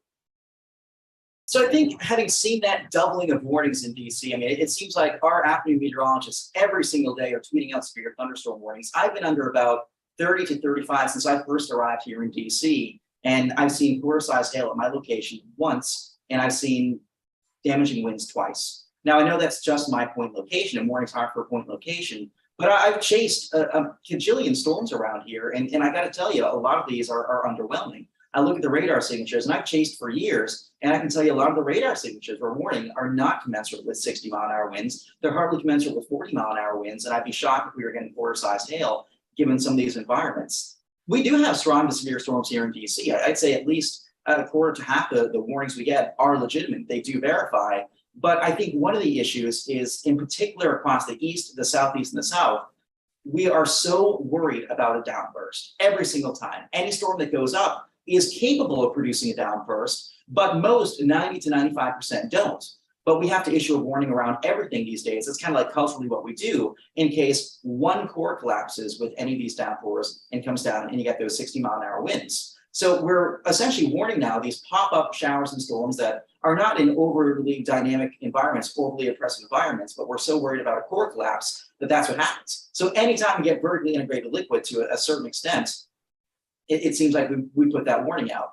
The other thing too, I've just seen engagement drop so much in terms of, you know, the people responding to sort of the severe thunderstorm warnings that we share and we retweet and we communicate. And I see that, you know, on air, it's like, you know, our viewers just are tuning out, and followers are tuning out. And I ask my friends that they'll text me and say, do I have to seek shelter for this one, or is this actually going to pan out? And most of the time I say, no, I don't really see this as a big threat. And I think to myself, if I'm communicating this to my friends, then and they know a meteorologist personally, what is everyone else thinking when they get, 30, 40, 50 warnings and to deliver, so to speak? Well, here's a question. Are people actually getting every one of the warnings? So this is a big question we have in the social sciences. Warnings are disseminated very differently for severe threats versus other hazards like tornado threats. We don't know all the mechanisms that bring people to actually even, seek those warnings. That we know they're not pushed the same way that tornado warnings are through the WEA system, although extreme severe thunderstorms are being handled differently now, of course. But I think that's an interesting point to bear in mind, because it was something that came up too when impact-based warnings themselves were born, and there were questions about, well, is this something that we have the science to support? Is this something that we should even really be doing? And there was a lot of evidence that those tags, that were so controversial, weren't even really being disseminated a lot of the time. And so part of it was, we're wringing our hands over this in our insular community a lot, but the people in the outside world don't care. And so there's a really interesting question here of, okay, so I hear you, there are a lot of warnings, but I think we have to ask ourselves, what is a warning at some point? And so there's different ways of defining it. One is the technology definition. We've hit a button. And the other is that there's something that ripples through a system of communication and ultimately is received by somebody. So you could think of warnings as being defined as a social process. And that's more the way that social scientists tend to think about it, that warnings are a social process. So we see these conversations come up and we start to ask ourselves these questions. So we ask ourselves, how much are people receiving this? Do they experience an overwarning problem the way that we think that they ought, because we're paying so much attention to every one of these? Are they? And I know this hasn't been studied for the severe thunderstorm problem, if there is an overwarning problem, but it might make you feel heartened to know that on the tornado side, we actually have really mixed evidence that this even is an issue even there. And that's really, really interesting. It looks like it makes a difference in very particular situations and places where certain kinds of things happen. So I'll pass this off to others, but I'd love your reflections on, there being this great desire you have to look at our system and ask for that evaluation. Where do you think social science evidence ought to fit into these conversations? I think that's a really good point. And to be honest, I don't think half the viewers out there, half the people, I'd say probably the majority of people, at least in my market, probably don't know what constitutes a severe thunderstorm. I get tweets from people all the time saying, the lightning was crazy. We just had a severe thunderstorm roll through. And in my head, I'm like, no, there wasn't wind, there wasn't big hail. But I think you're exactly right that a lot of time, people may not be getting the severe thunderstorm warnings the same way that we get tornado warnings pushed. I love the fact that we now have the tiered severe thunderstorm warnings, so the considerable or destructive ones can go out to folks. But I think that's a point too, that a lot of folks just don't even know what is a severe thunderstorm, and so I'm curious about how many folks actually do, if they do at all. That's interesting though about the considerable tag, because it doesn't trigger WEA, only the destructive, right? Point. Yeah. Is that right? Is that right, Rick? For the flash flood warning, considerable or catastrophic, I think. Okay, but for a severe thunderstorm warning, considerable. For severe, it's just the destructive, yeah. And I was in DC, Matthew, a few weeks ago when that thunderstorm rolled through Fauquier and Prince William, caused a lot of damage. Yes. Yeah. And, a lot of people lost power for an extended period.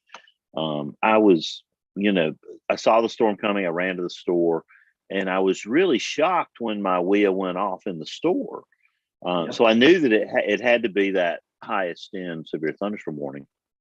And nobody there, was paying any attention until the WEA happened. So I think what Kim says is important. A lot of people that night might not have even known there was a severe thunderstorm warning until the Weather Service put that destructive tag on it, and it turned out to be very justified. Now I was interested in whether considerable has just become the du jour of severe thunderstorm warnings. I've watched, I think, 14 warnings in the last minute in the last 5 minutes or so around the country, and only one of them had a considerable tag on it. So maybe they're not as prevalent as I thought. It just seems like whenever I look, they're considerables. That's just my 2 cents worth. And I guess my question, Matthew, is how weather savvy do you think the Washington D.C. area is? Or because you've gotten a couple of big derechos and had big events. Seems like when you get events in D.C., they're pretty big. We're very much boom or bust around here in that we do get legitimate tornadoes, we do get legitimate thunderstorms, and once in a while we'll get a big high-end winter storm. I think folks' memories tend to be short, but with social media, we're pretty good about recalling different events in the past and reminding folks that, hey, this can happen here, this does happen here. We get baseball-sized to almost softball-sized hail somewhere in our market area, usually about once every year to once every 2 years. This time it was down a little bit farther south and east near Plata. Last year it was somewhere off the west in the Culpeper area. But we do get big hail, we get tornadoes. I mean, I've chased 2 on air for Fox. I chased an EF2 last year during Ida, which sort of drew the ire of weather Twitter. And then this past year, it was early this month. I had actually just wrapped up a COVID quarantine, and my first day out, I wound up chasing a tornado and being in the news for like 6-7 hours that evening. And so we do get storms like that here. I think social media has really helped us increase weather literacy across the area. And to his credit, Jason Semino at the Washington Post built this Capital Weather Gang from scratch. And so many people now feel like they have this personal connection to the weather in a way that they hadn't before. DC, I mean, has some of the brightest people in the country, but also I really do think has an uncharacteristically weather savvy populace. A, because you have people from all over the place around here. Very few people in DC are actually from DC originally. And B, because of things like the Capital Weather Gang and because of how prevalent they are on social media, getting those images out and soliciting images and sort of getting people interested and engaged in the weather. That plus recent years after the derecho, people have been paying a lot more attention after last year's tornado in the EF2 over in Annapolis, because that was a pretty populous area too. And some of the more recent events we've had with QLCSs pushed through the DMV. People, I really get the sense, are paying a lot more attention now than they were in the past. Matthew, you mentioned a minute ago talking about, I don't know, uncomfortable conversations or sensitive topics. And these do get a little bit sensitive on Twitter sometimes. And I will admit, sometimes I'm a little overly sensitive to some of this. I mean, it's just like with any profession, if you're doing something you're working hard at and you're pouring everything you have into it and you've dedicated your life to it, to have it criticized is a little painful. Now, as meteorologists, we should be very much used to that. And we have thicker skin probably than some other professions. I guess it's just all in the approach. I guess it's just all in the amount of respect or the amount of, I don't know. You have to do it. You have to do it the right way. And, I think there's good examples out there and bad examples. I've clearly seen people just blindly attacking with no knowledge whatsoever of how the system works or what goes on in a weather service office. And I think it's good. The more knowledge you have about what's actually going on in the weather service office, I think that helps you with those arguments. I guess I'm working around to a question. I know the Sterling office does media workshops. Do you ever get to participate in those? Do you ever get to talk to the Sterling office staff? Do you have a relationship with them at all? Just curious about, have you ever gotten a chance to talk about this stuff with them in person directly? So I call them usually once a week or so for different statements for Capital Weather Gang articles and whatnot. Admittedly, no, I have not brought up this issue with them. We sort of coordinated over a recent tornado survey, and the coordination was fine. There were some data points that I had submitted that weren't necessarily considered, but really they have some talented people there.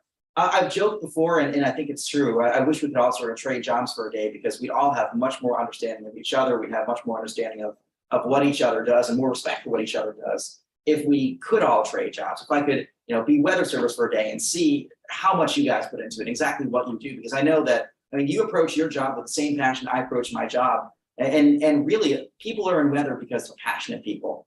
And there are so many things that could be solved by better communication between different parties and different sectors of the field too.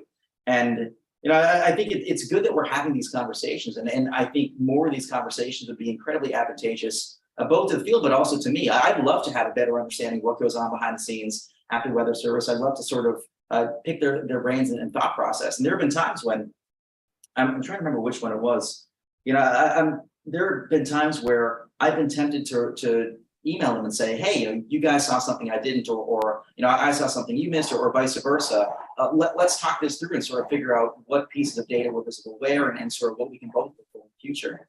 And I think more of those media workshops would be awesome. I haven't attended one in my local office yet.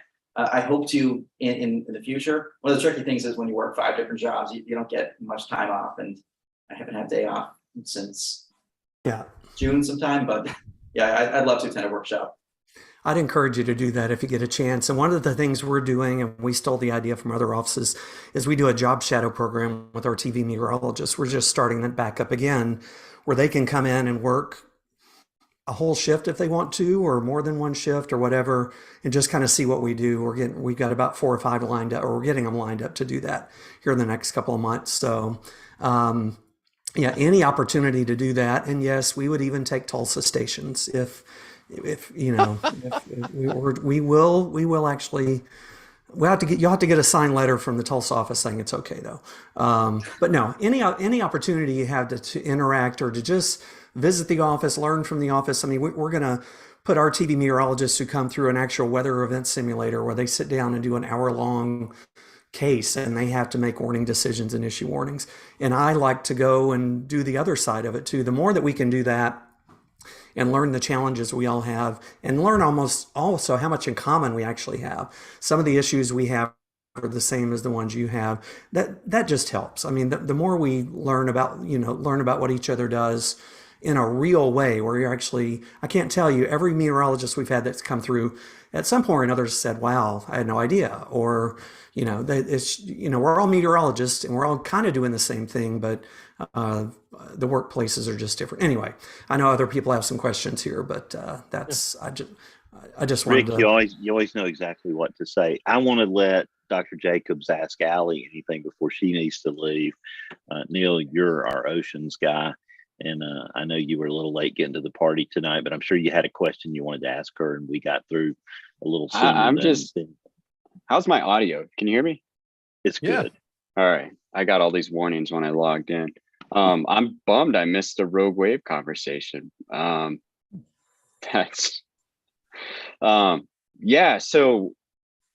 I don't want to guess cause everyone to like rehash everything, but so what was sort of the genesis of this, like Rogue Waves?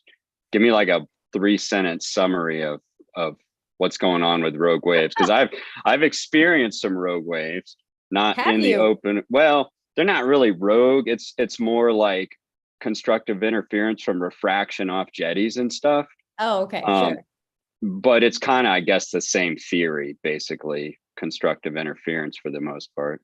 Yeah, I mean, what makes the rogue waves unique is that they seem to occur without a clear starting point. And it's more about the generation of random supposition of waves. And that's sort of why mathematicians decided to jump in and say, hey, we can do some probability equations and use them to find, basically looking at predicting the rarest event just in the setting of rogue waves, and using linear formulas to start as their base, and then predict these rare events.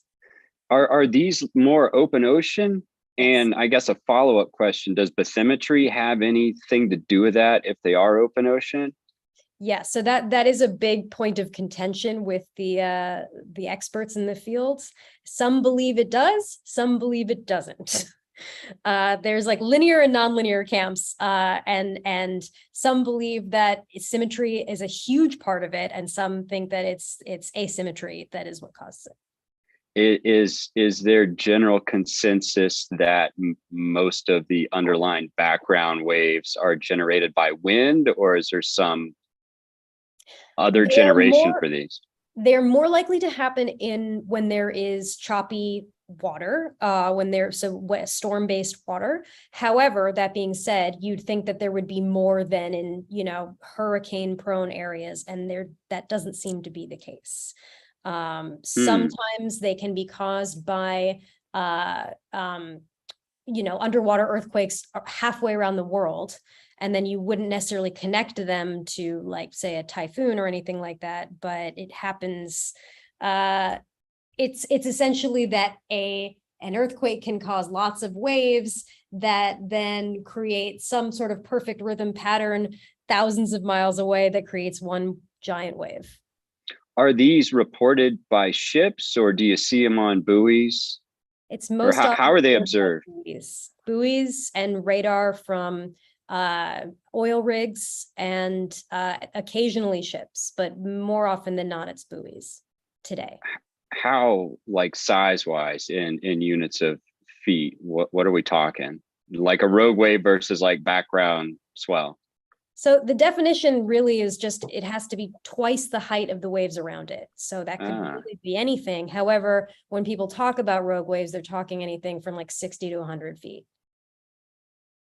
Pretty large. I would, I almost every time, if I've been surfing and I've been in the water for more than probably 2 hours, it's inevitable that at least one set will come through that is probably 2 or 3 times the size of the general swell.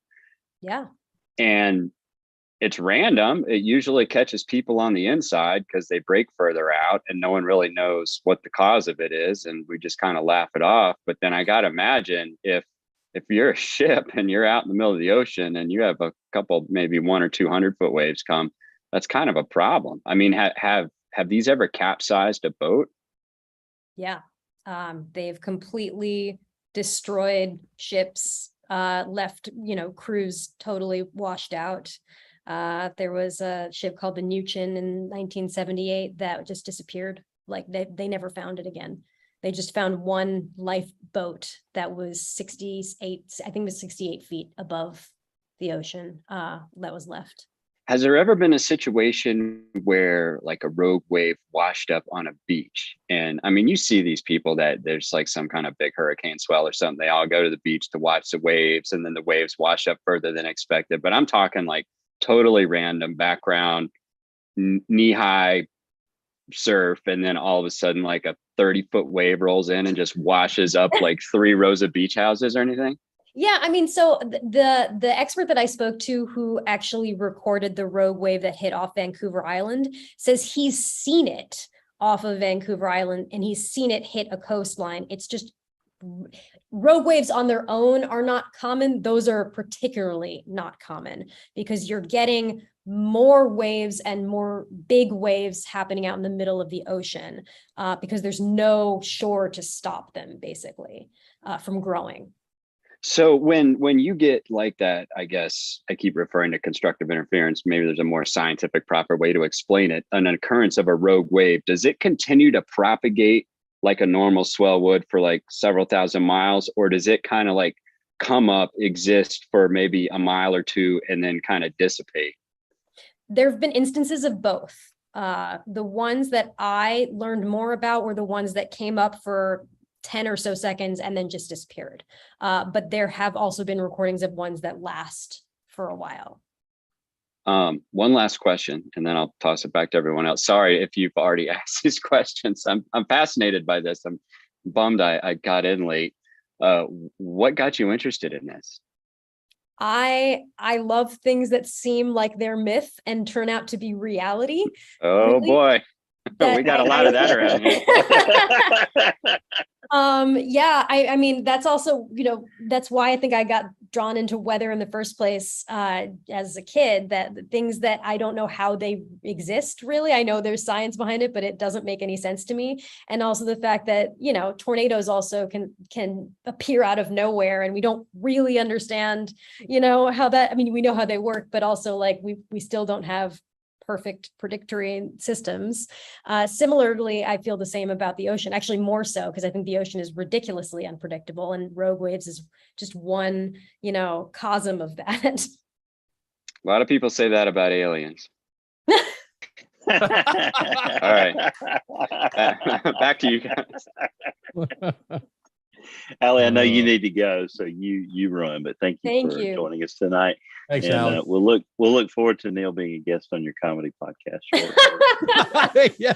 It was a pleasure. Thank you all very much. Thank you. Bye. Bye. Troy, the floor is back yours. Yeah, leave it to Kim as a very thoughtful member. And because I was thinking about what her question was for Matt about what brought you to realize there were too many warnings. And I think that's an excellent question, because I started thinking about that after Kim said, and I said, yeah, there's, Kim brings up, she brings sanity to all this with a good question. And I'll tell you what mine is. Matt's told you what it was, and of course, James and I, they're in Birmingham. We're a little bit older. The one thing that I've noticed is ever since the change from 3/4 to 1 inch hail criteria for SVRs, the talk of doing that was to reduce the number of warnings to some degree. It was to make them. And I would contend there are more warnings now. And that's a gut feeling, Kim, more than anything else, that with time that began to grow. But again, as I've told this show before, and this was, to this day, I'm still shocked by this, to have someone in the Weather Service at some point in the past, and someone, just say it in the Weather Service, tell me that we need to really forget about the FARs, just issue the warning. And if it verifies, then the public will appreciate it. And if it doesn't, they'll understand and they'll forgive us. That was told to me by someone in the Weather Service. And you know what I look at that as being? Hope I don't insult anybody here, but that sort of is like cover your butt meteorology or weather forecasting, in my opinion. Yeah. I don't want to hear that when I have the warning. I want those warnings to be good. And I think, Kim, that's the thing that really began to change my mind. I sort of had the feel following the upgrade in the SVR from 3/4 to 1 inch. But when someone in the Weather Service told me that, I'm sitting there, I just kind of walked away kind of shocked. And I think that was sort of the turning point for me, Kim, since you asked Matt that question. I think it's a great question you asked. Well, I know Matt might have some thoughts on this. I want to just jump in with a study that I did just recently, where we're actually exploring what is a warning in the severe space from the perspective of Weather Service forecasters, because of the probabilistic technologies we're creating in the lab. And there had been this idea that, maybe at some objective probability level, warnings could fall out. And we tried automating the process, and forecasters and end users just hated it. And we were like, well, why? So what does it mean to you? If it's not just about the hazard likelihood, what are you trying to communicate? What's the communication objective of a warning message? And when we examined this, we also were asking some questions about how people came to their philosophies, because you could have it be like if something you think is Weather Service policy, big Weather Service policy, it could be something your region tends to do. It could be something that your local office does. You could have gotten it as sort of an edict from your MIC. Depending on who you spoke with, Troy, you might have felt like this is a person who's very powerfully placed and could influence a lot of people's choices in this matter. And at the end of the day, it all funnels down to this one forecaster making a choice. And that's a lot of organizational influences, right? And at the end of the day, what this is about risk tolerance. And we're asking these individual forecasters to make this decision about, in this instance, what is the better good and why? And, they could be influenced by organizational forces. They could also have a lot of personal philosophy that they've built up about why they think, they could have people they've talked to in their lives where they feel like, because these people told me XYZ is how they make choices, I err on the side of just always warning, because they want to be sure that their butt is always covered. They're always outside, or, whatever, or they have the opposite view. And so I want to, I will say that in general, what you heard isn't a dominant philosophy, it doesn't look like. So if that gives you comfort, I hope that it does. And it's not a dominant individual philosophy or corporate. But in a way, Kim, I guess I feel like the numbers that I'm seeing in warnings make it feel like it's real to me. I just feel like I'm seeing more. But And another thing too, Kim, and I'll tell this because I mean, again, all the great men and women in the Weather Service and Weather Service office, and Rick being here with us, I don't want that job sitting in front of AWIPS having to put out that polygon. I don't want it. I just don't want that job because so I guess it's easy to sit out here and say there are too many warnings, but don't put me in front of that button. You know. Well, this is where I mean, there's one of the conversation that Matt you got started on this thread. Some people were looking at, well, has something changed since we went to Polygon, Polygon era and our offices? There's some offices that maybe have more warnings, but the total area warned is actually really similar to other offices, including neighboring offices that you'd expect to be climatologically similar. Like we can't just look at number. We have to look at how they're doing it, in more detail. And it becomes a real challenge with that. Yeah. And one of the things I will say, the nuance to the warning philosophy piece is a lot of forecasters are thinking about impacts. These aren't just forecasts for the hazard. They're forecasts for what they think the impacts are going to be on their communities. That's a really big deal.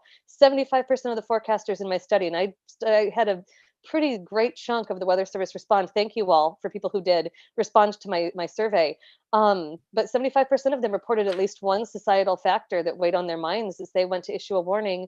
And so Matt, as you're navigating this question, and what you're saying is, I'm frustrated by the trees, you're saying that verifies the warning. Those forecasters in those offices, they're looking at it from the perspective of what kills the most people in severe thunderstorms around here: trees falling. And we want to make sure that we're going to catch when the trees fall. And what's the right answer? This is a really great conversation. So sorry, I know other people have great points and questions to make, but I did want to just put that out into the ether. Yeah, I think that's a really good point. And that was even some of the response I saw from Weather Service folks who would say things like, well, if we're going off impacts, the impact of a tree falling down doesn't matter if it's 40 miles an hour versus 60 miles an hour. From an impact standpoint, I entirely agree.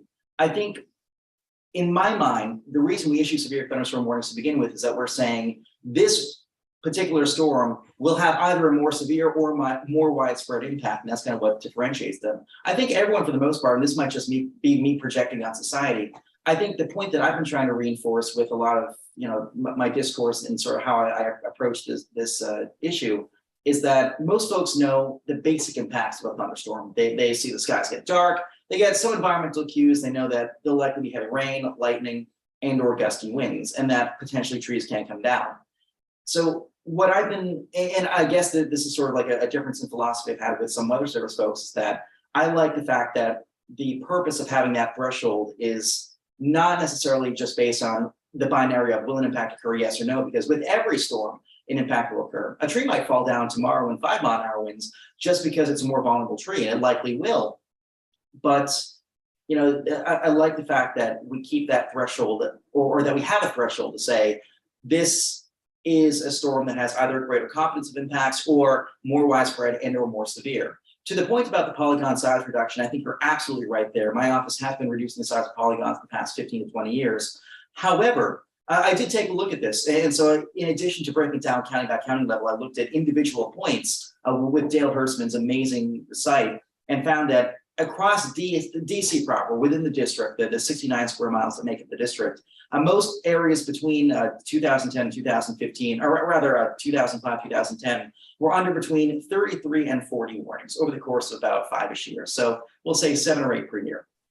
Between 2017 and 2021, so the same 5-year window, that number has jumped between 67 and about 89 warnings. And suddenly, even though the polygon size has been reduced, we're seeing just so many more of them.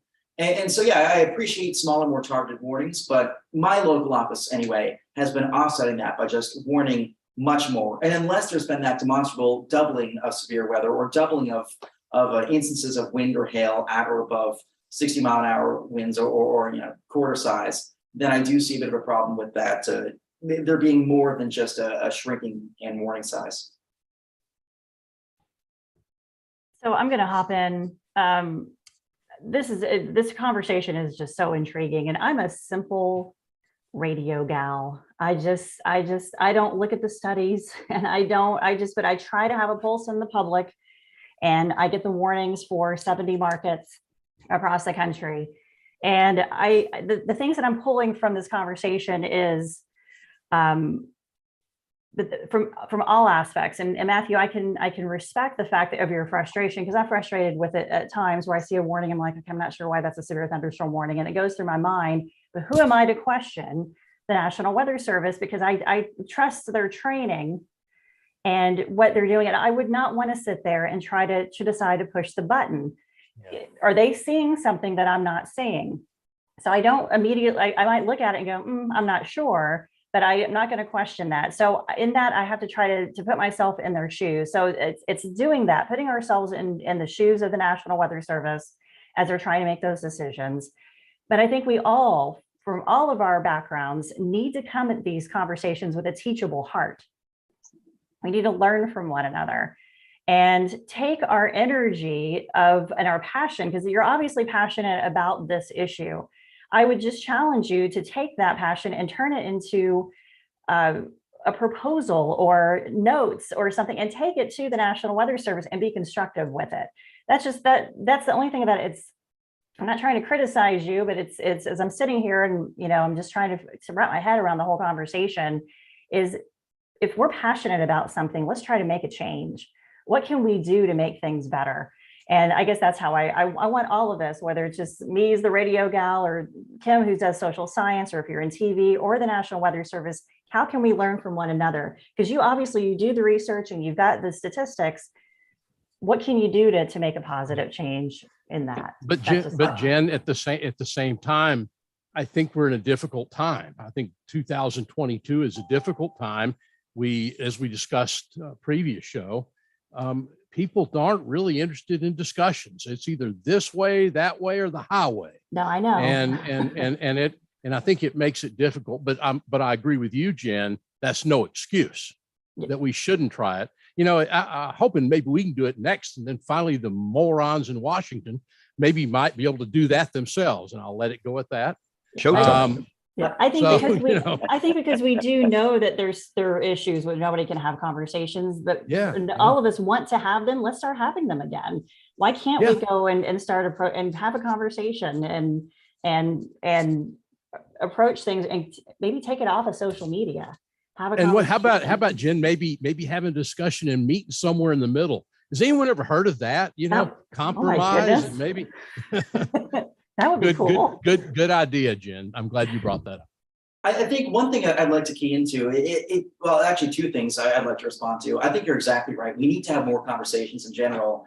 And it's just tricky because so often it becomes a personal conflict rather than a scientific discussion. We see this on social media all the time. And I wish there was a way that, the back and forth of ideas and the back and forth of scientific dialogue could exist in a vacuum away from any personal or egos or anything like that. And that's one of the challenges of social media.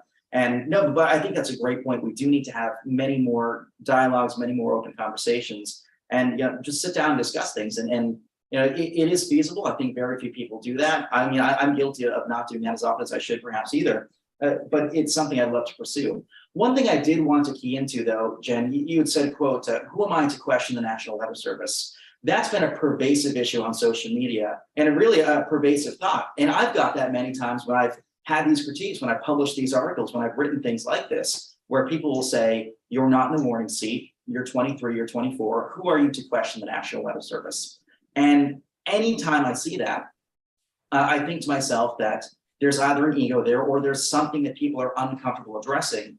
And that frustrates the heck out of me. If someone's questioning me, if someone's questioning how I do my job, that really makes me reflect and think, should I be doing my job differently? When viewers write in and say, you're talking too fast, because I absolutely talk too fast, or, are you sure about this forecast? It makes me stop, pause, and think, maybe I need to tweak something.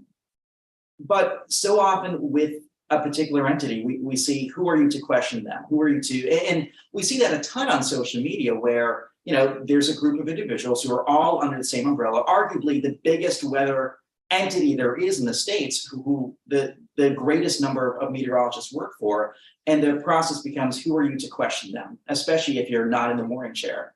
Everybody has their own different version of a morning chair. I walk in front of a TV camera every morning in front of 80,000 families tuning in. That's my morning chair. Any word I say instantly goes out to however many people. and it's disseminated across the board. And every word choice, if I say isolated to widely scattered, that matters. If I say, partial to mostly, that matters. Word choice is absolutely key. So the idea of you're not in the warning chair, you don't get to make the call, you don't get to make the judgment call, I don't like, because I've seen that people have used this as a rebuttal to me many times in the past. I have my own warning chair. It's a different type of warning chair, but I'm just as visible as those warnings. And it's a high stakes game. We all have our own high stakes things. To say that we can't really evaluate someone else's decisions just because we don't have to make the exact same decisions in the same format, I think is a fallacious impediment to the arguments. I hear your point, and I have questioned, but I've also never sat in their seat. And so I think if I had sat there and done what Rick has suggested that we could do and go sit and learn how to do a warning, I that's what I was trying to say. Yeah, I do question, because sometimes I'm like, I don't understand why that got a warning.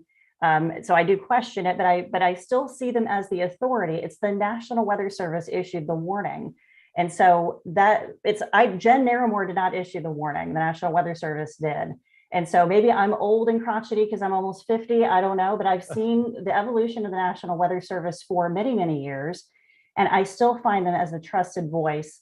And so I stop short of questioning them thoroughly all the time about stuff, because they're the ones sitting there doing it. I don't think they're just sitting there, I'm going to push the button. I'm just going to push the button. I think there's thought that goes into it. And so that's what I'm saying when I don't question it. Who am I when I've never sat in their shoes? And I think an important point in this is tornado warnings are very deterministic. A successful tornado warning has a tornado in the warning. Severe thunderstorm warnings have a widely varied impact, and we're just starting to touch on the holistic nature of a severe thunderstorm warning and what it means to the listener. Is that the same as what the warning forecaster intended or didn't intend? So we're just coming around to doing that now, and we're going to get a lot of answers pretty soon, I hope. I'm looking at my dissertation. I hope it's soon. All right, Neil, go. Yeah, I just wanted to jump in here and maybe give my perspective, because I was from the outside of the Weather Service and NOAA my entire career, and was probably critical and definitely saw a lot of the criticism and critiques from folks like Cliff and others, but especially with NWP. And when I got on the inside, I had all the people from the outside after about a few months who were like, well, why haven't you fixed everything?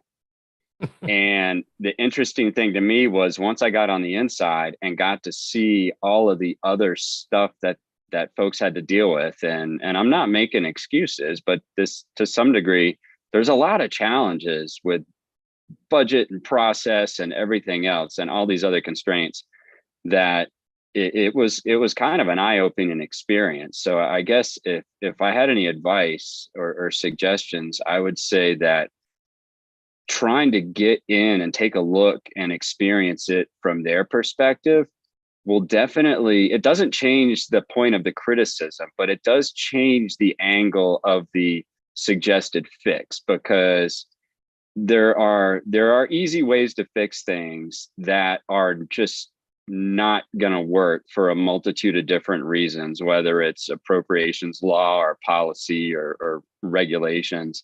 And once you sort of understand all the different constraints, then it actually makes the constructive criticism a lot more useful, because a lot of times I would get ideas from people who are like, obviously that would be the greatest, easiest fix to do. And we knew that and we would have done it already, but there's all these other reasons. And a lot of the folks in NOAA and the Weather Service aren't advertising a lot of the internal reasons of why stuff can't get done. And it's, from a taxpayer perspective, it kind of drives me nuts. It's a little bit frustrating. And from, I guess, my former days at NOAA, I kind of felt bad, because a lot of people had to come up with these elaborate solutions to develop processes to work around their own processes, which I guess maybe as a taxpayer who's also adheres to the watches and warnings, I kind of appreciate that. But I would say for anyone out there who is sort of on the outside and has thoughts and ideas, bring them on. I mean, the public servants need to know what their constituents think, but it's also a lot more useful if they sort of know the existing constraints that they have to work within. Because if you're providing suggestions or ideas that are outside of those constraints, then it's just not really helpful. If I may, and this will likely be me overstepping in what I say. So I completely agree. There are certainly processes, there are certainly things we don't see behind the scenes. And I understand that the Weather Service is naturally a government organization and things can move inherently slowly in a government organization. But with regards to there being, as a moment ago you discussed, oftentimes there are very simple budgetary, cost-effective solutions to issues that have been raised, and yet it takes years for those to occur. My question is, what can be done to address those processes? For example, back on the 15th of March, 2020 or 2021, National Weather Service Birmingham switched to Slack instead of National Weather Service Chat, because NWS Chat, as we all know, it has embittered issues, doesn't work, isn't reliable, and can oftentimes be an obstacle to effective communication. And yet, right afterwards, NOAA headquarters not only said, let's not continue this, but they slapped the hand of Birmingham. And Birmingham was making a local call to try to protect life and property by having more streamlined communication. A couple days later, there's a massive tornado outbreak down there, as y'all remember, a high-risk tornado outbreak. And what went down but National Weather Service Chat. So oftentimes we see the solutions. The solutions are very easy things. Switching to Slack realistically would be a very easy thing for an organization with the budget of the Weather Service and with the personnel. Well, and yet we saw that with that instance. Slack is a great example. Oh yeah, only So today. Let me cover the Slack thing real quick. So I use Slack in the private sector before I got to know, and when I got to know, I heard about the Weather Service to chat issues, and I said, why aren't you guys using Slack? And it took a couple of years to get that off the ground. Now, everyone in the Weather Service, I don't know, maybe they were, maybe they weren't, probably using Slack on their personal devices when the chat would go down because they did what they had to do to fulfill their mission requirements. The delay was not just, why don't you switch to Slack? It was because Slack didn't meet all these different security requirements for FSMA level, different FedRAMP certifications and things like that. And it took them quite a while to actually do that. So this goes back to the processes. You can't just switch over to some commercial off-the-shelf solution, even if it completely makes sense, if they don't meet all these different requirements put in place by the federal government for security restrictions. And that was kind of the big delay of transitioning over to it. So it wasn't like there was weird resistance, but this is my point. They have to work within these existing rules and regulations and constraints that the outside community may not even be aware of. Yeah. Once Slack met all those security requirements, it was a total green light. But it took them a while to get spun up. It's not easy to meet a lot of those requirements. And the same goes for like Microsoft, Azure, AWS, Google. There's a lot of different constraints. And I wish if I did have one maybe suggestion for NOAA and the Weather Service, it's make a lot of these internal constraints more public, because the people on the outside would then realize what you're dealing with. And it would also be a message to maybe Congress to say, hey, if there's a quick legislative fix in here to make this easier, then do it. A lot of times that's kind of a daunting task. They look at how overwhelming a lot of these regulations are on the policy and say, you know what, we don't want to fight this. We're just going to try to deal with it, or develop, ways to not really work around it, but work with it. And those take 3 times as long and probably cost 5 times as much and drive everyone crazy. But Neil, do you agree with me a little bit that there's time, there's U.S. government time, and we should have been able to do it a little quicker than the government did? Government is cumbersome, complicated, and if it took it 3 years, I would say in the private sector it could have happened in a year and a half. But oh yeah, do you agree with me on that? I mean, oh yeah, 100%. I mean, when I was in the private sector and I needed money, I called up some investors. It was in the bank account 48 hours later. If NOAA needs money, they have to go to authorizers and appropriators, get external support, have a bunch of hearings, and then 3 budget cycles later, it might get authorized, and 5 budget cycles later, it might get appropriated, and then 10 years later, you have a solution. Yeah. Well, we've got to roll to picks of the week here because we're running. We could keep this thing going all night, but as a courtesy, we'll not do that. But I'll just say one more thing, and I just wish we could all talk more like this because I'm telling you, I have a whole bunch of weather service offices within my TV market. And for some of them, it's the difference between daylight and darkness. I'm thinking, are these people working for the same agency? The way they warn, the culture, and these CWA boundaries set up where you've got one county in a warning and one county that's not. One weather service office has got a tornado warning, very dangerous, tornado down. While the other weather service office says there's no tornado there. I mean, who are you supposed to believe here? I mean, we have to make these judgment calls on the fly. And I just think we all need to sit down and work on coordination and collaboration and getting along, and let's all work together for the common good and listen to criticism. I desperately need criticism to be successful. And so this conversation is great and it needs to continue. Everybody's made some great valid points here tonight, but I hate to do this, but we got to do picks of the week real quick. My pick of the week, it's the Neil Jacobs CNN interview. Yes. Yes. Man, you were good. You were good. And so, and that's gone, man. I see that story everywhere now. I mean, it is just, it's been picked up through all these affiliates and it's just everywhere. So Neil, an attaboy, great job. Yeah, I got a lot of emails and they were like, are you that boring or is this intentional deadpan humor? So while we got you here, Neil, do you have a pick for us this week? I do. So it's a piece by the ESA, the European Space Agency, and they're talking about a lot of different images that have come out and they're able to observe Earth-like planets from the James Webb Telescope. And it's pretty cool because there's definitely a lot more out there than what we originally thought. And you know what that means? It's probably a better chance of aliens. But I tell you what, when you get to the bottom of this press release, the cool probably one of the coolest thing about this is the head of media relations from ESA is Ninja Mini. I kid you not, her first name is Ninja. Wow, that's awesome. This is too good. This is too good. All right, and we'll get this up on the website, weatherbrains.com. That is awesome. All right, Jen, you are the person on this show without a single mean bone in your body. The kindest person here. Absolutely. Thank You really are. I mean, so give us a good pick. Go. Okay.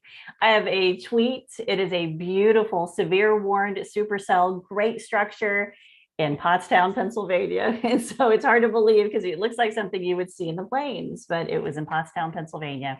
That is my picture and my pick of the week. Very good. All right, Kim, what you got for us this week? Yeah, something a little bit offbeat. It's from an outlet that I love called Atlas Obscura. For all of your, that you want to know weird random facts about places near and far. It's a great source. And it's titled, "Is the Silence of the Great Plains to Blame for Prairie Madness?" And it talks about the migrant populations into the plains experiencing this like they just lose it so often. What are the reasons for that? And one of them could be the soundscape produced by wind across the plains and the absence of other kinds of background noise. And they go through that in some detail, but really fascinating way to think about weather and its effects on society. Awesome. And we'll put this up on weatherbrains.com with all of the other picks of the week. Let's go to Troy. Troy, what you got? I've got a article that I sent out to the group, and I was interested in getting Neil's feedback on this. An article that came out, and it actually, I think the folks at NOAA had reached out about some markings on the bottom of the seafloor that had been noticed. And we're back to the weird stuff now, but not that I go the weird stuff with Neil, but these identical markings, and they seem to be somewhat equally spaced. And NOAA has just had this series of pictures, and they're kind of asking the public for any feedback. And I was wondering, Neil, if you had any feedback on that. I don't. That is bizarre, but I'll tell you something. Explore that NOAA's down there. They live streamed the video from that on YouTube. And basically that what they do is they live stream the video of this and they just film crazy stuff on the bottom. And every single time they go down, they find some weird, bizarre new animal and they zoom in on it and they're like, what is that? And what happens is all these marine biologists from these different universities just sit there on YouTube and watch the live stream.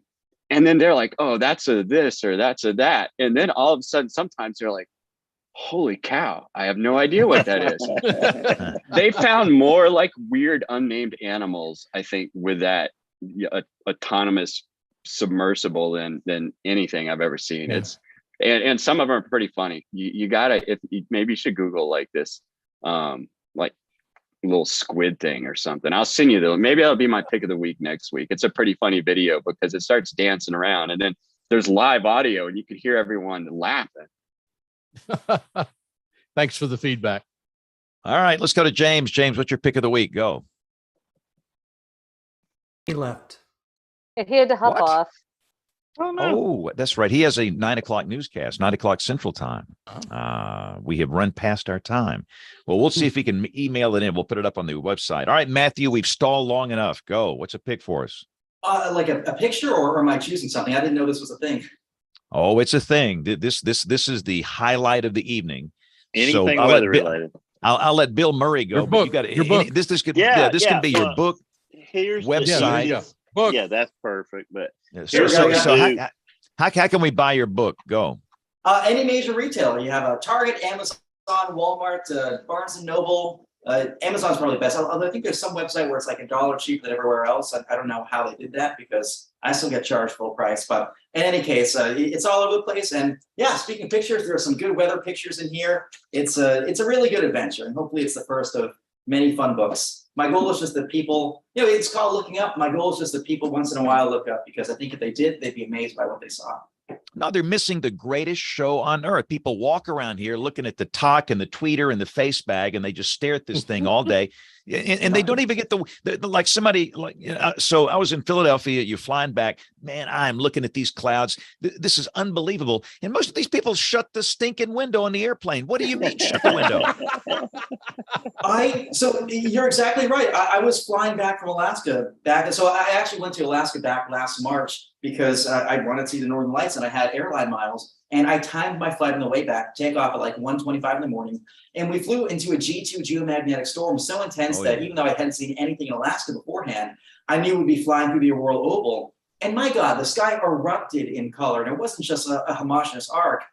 The pillars were dancing. It was like an atmospheric synesthetic whisper. It was beautiful. Dancing pillars, they're kind of shimmering like curtains in the breeze, all different colors, vibrant. You almost swore they were making noise. It's tough to tell, but this picture doesn't really do it justice. And yet, everybody else in the plane was asleep.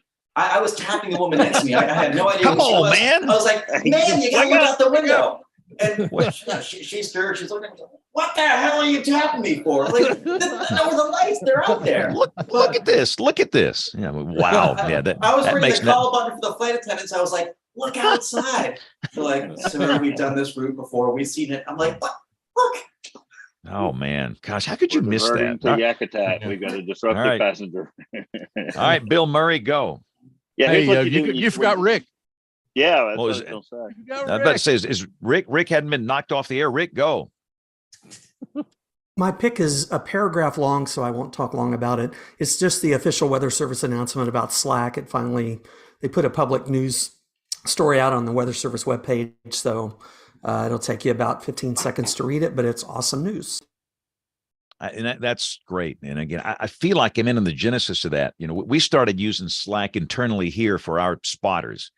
And I invited everybody in the Weather Service in Birmingham to join. And I think that they saw, this is a robust, modern, stable platform. And that kind of started this whole thing. But that is great news for everybody. All right, Bill Murray, go. Yeah, here's my pro tip for you next time you're on, Matthew, when you don't have a pick. You just want to hear the dulcet tones of the foghorn. James will gladly avail you of that. Of course, we're recording this show for next Monday night, but 2 weeks from tonight, when we get together on August 8th, I think it's going to be one of our most fun shows ever. And this one tonight was a great one. But I'm looking forward to talking about the Lakeland Weather Club with Jim Witt, the teacher who actually started it. He's going to be with us. Frank Marks, who most of you know, one of the most famous alumni. Carl Silverman from the Spaceflight Meteorology Group at NASA. Mike Steinberg from AccuWeather. Jordan Albert, who worked at NCEP.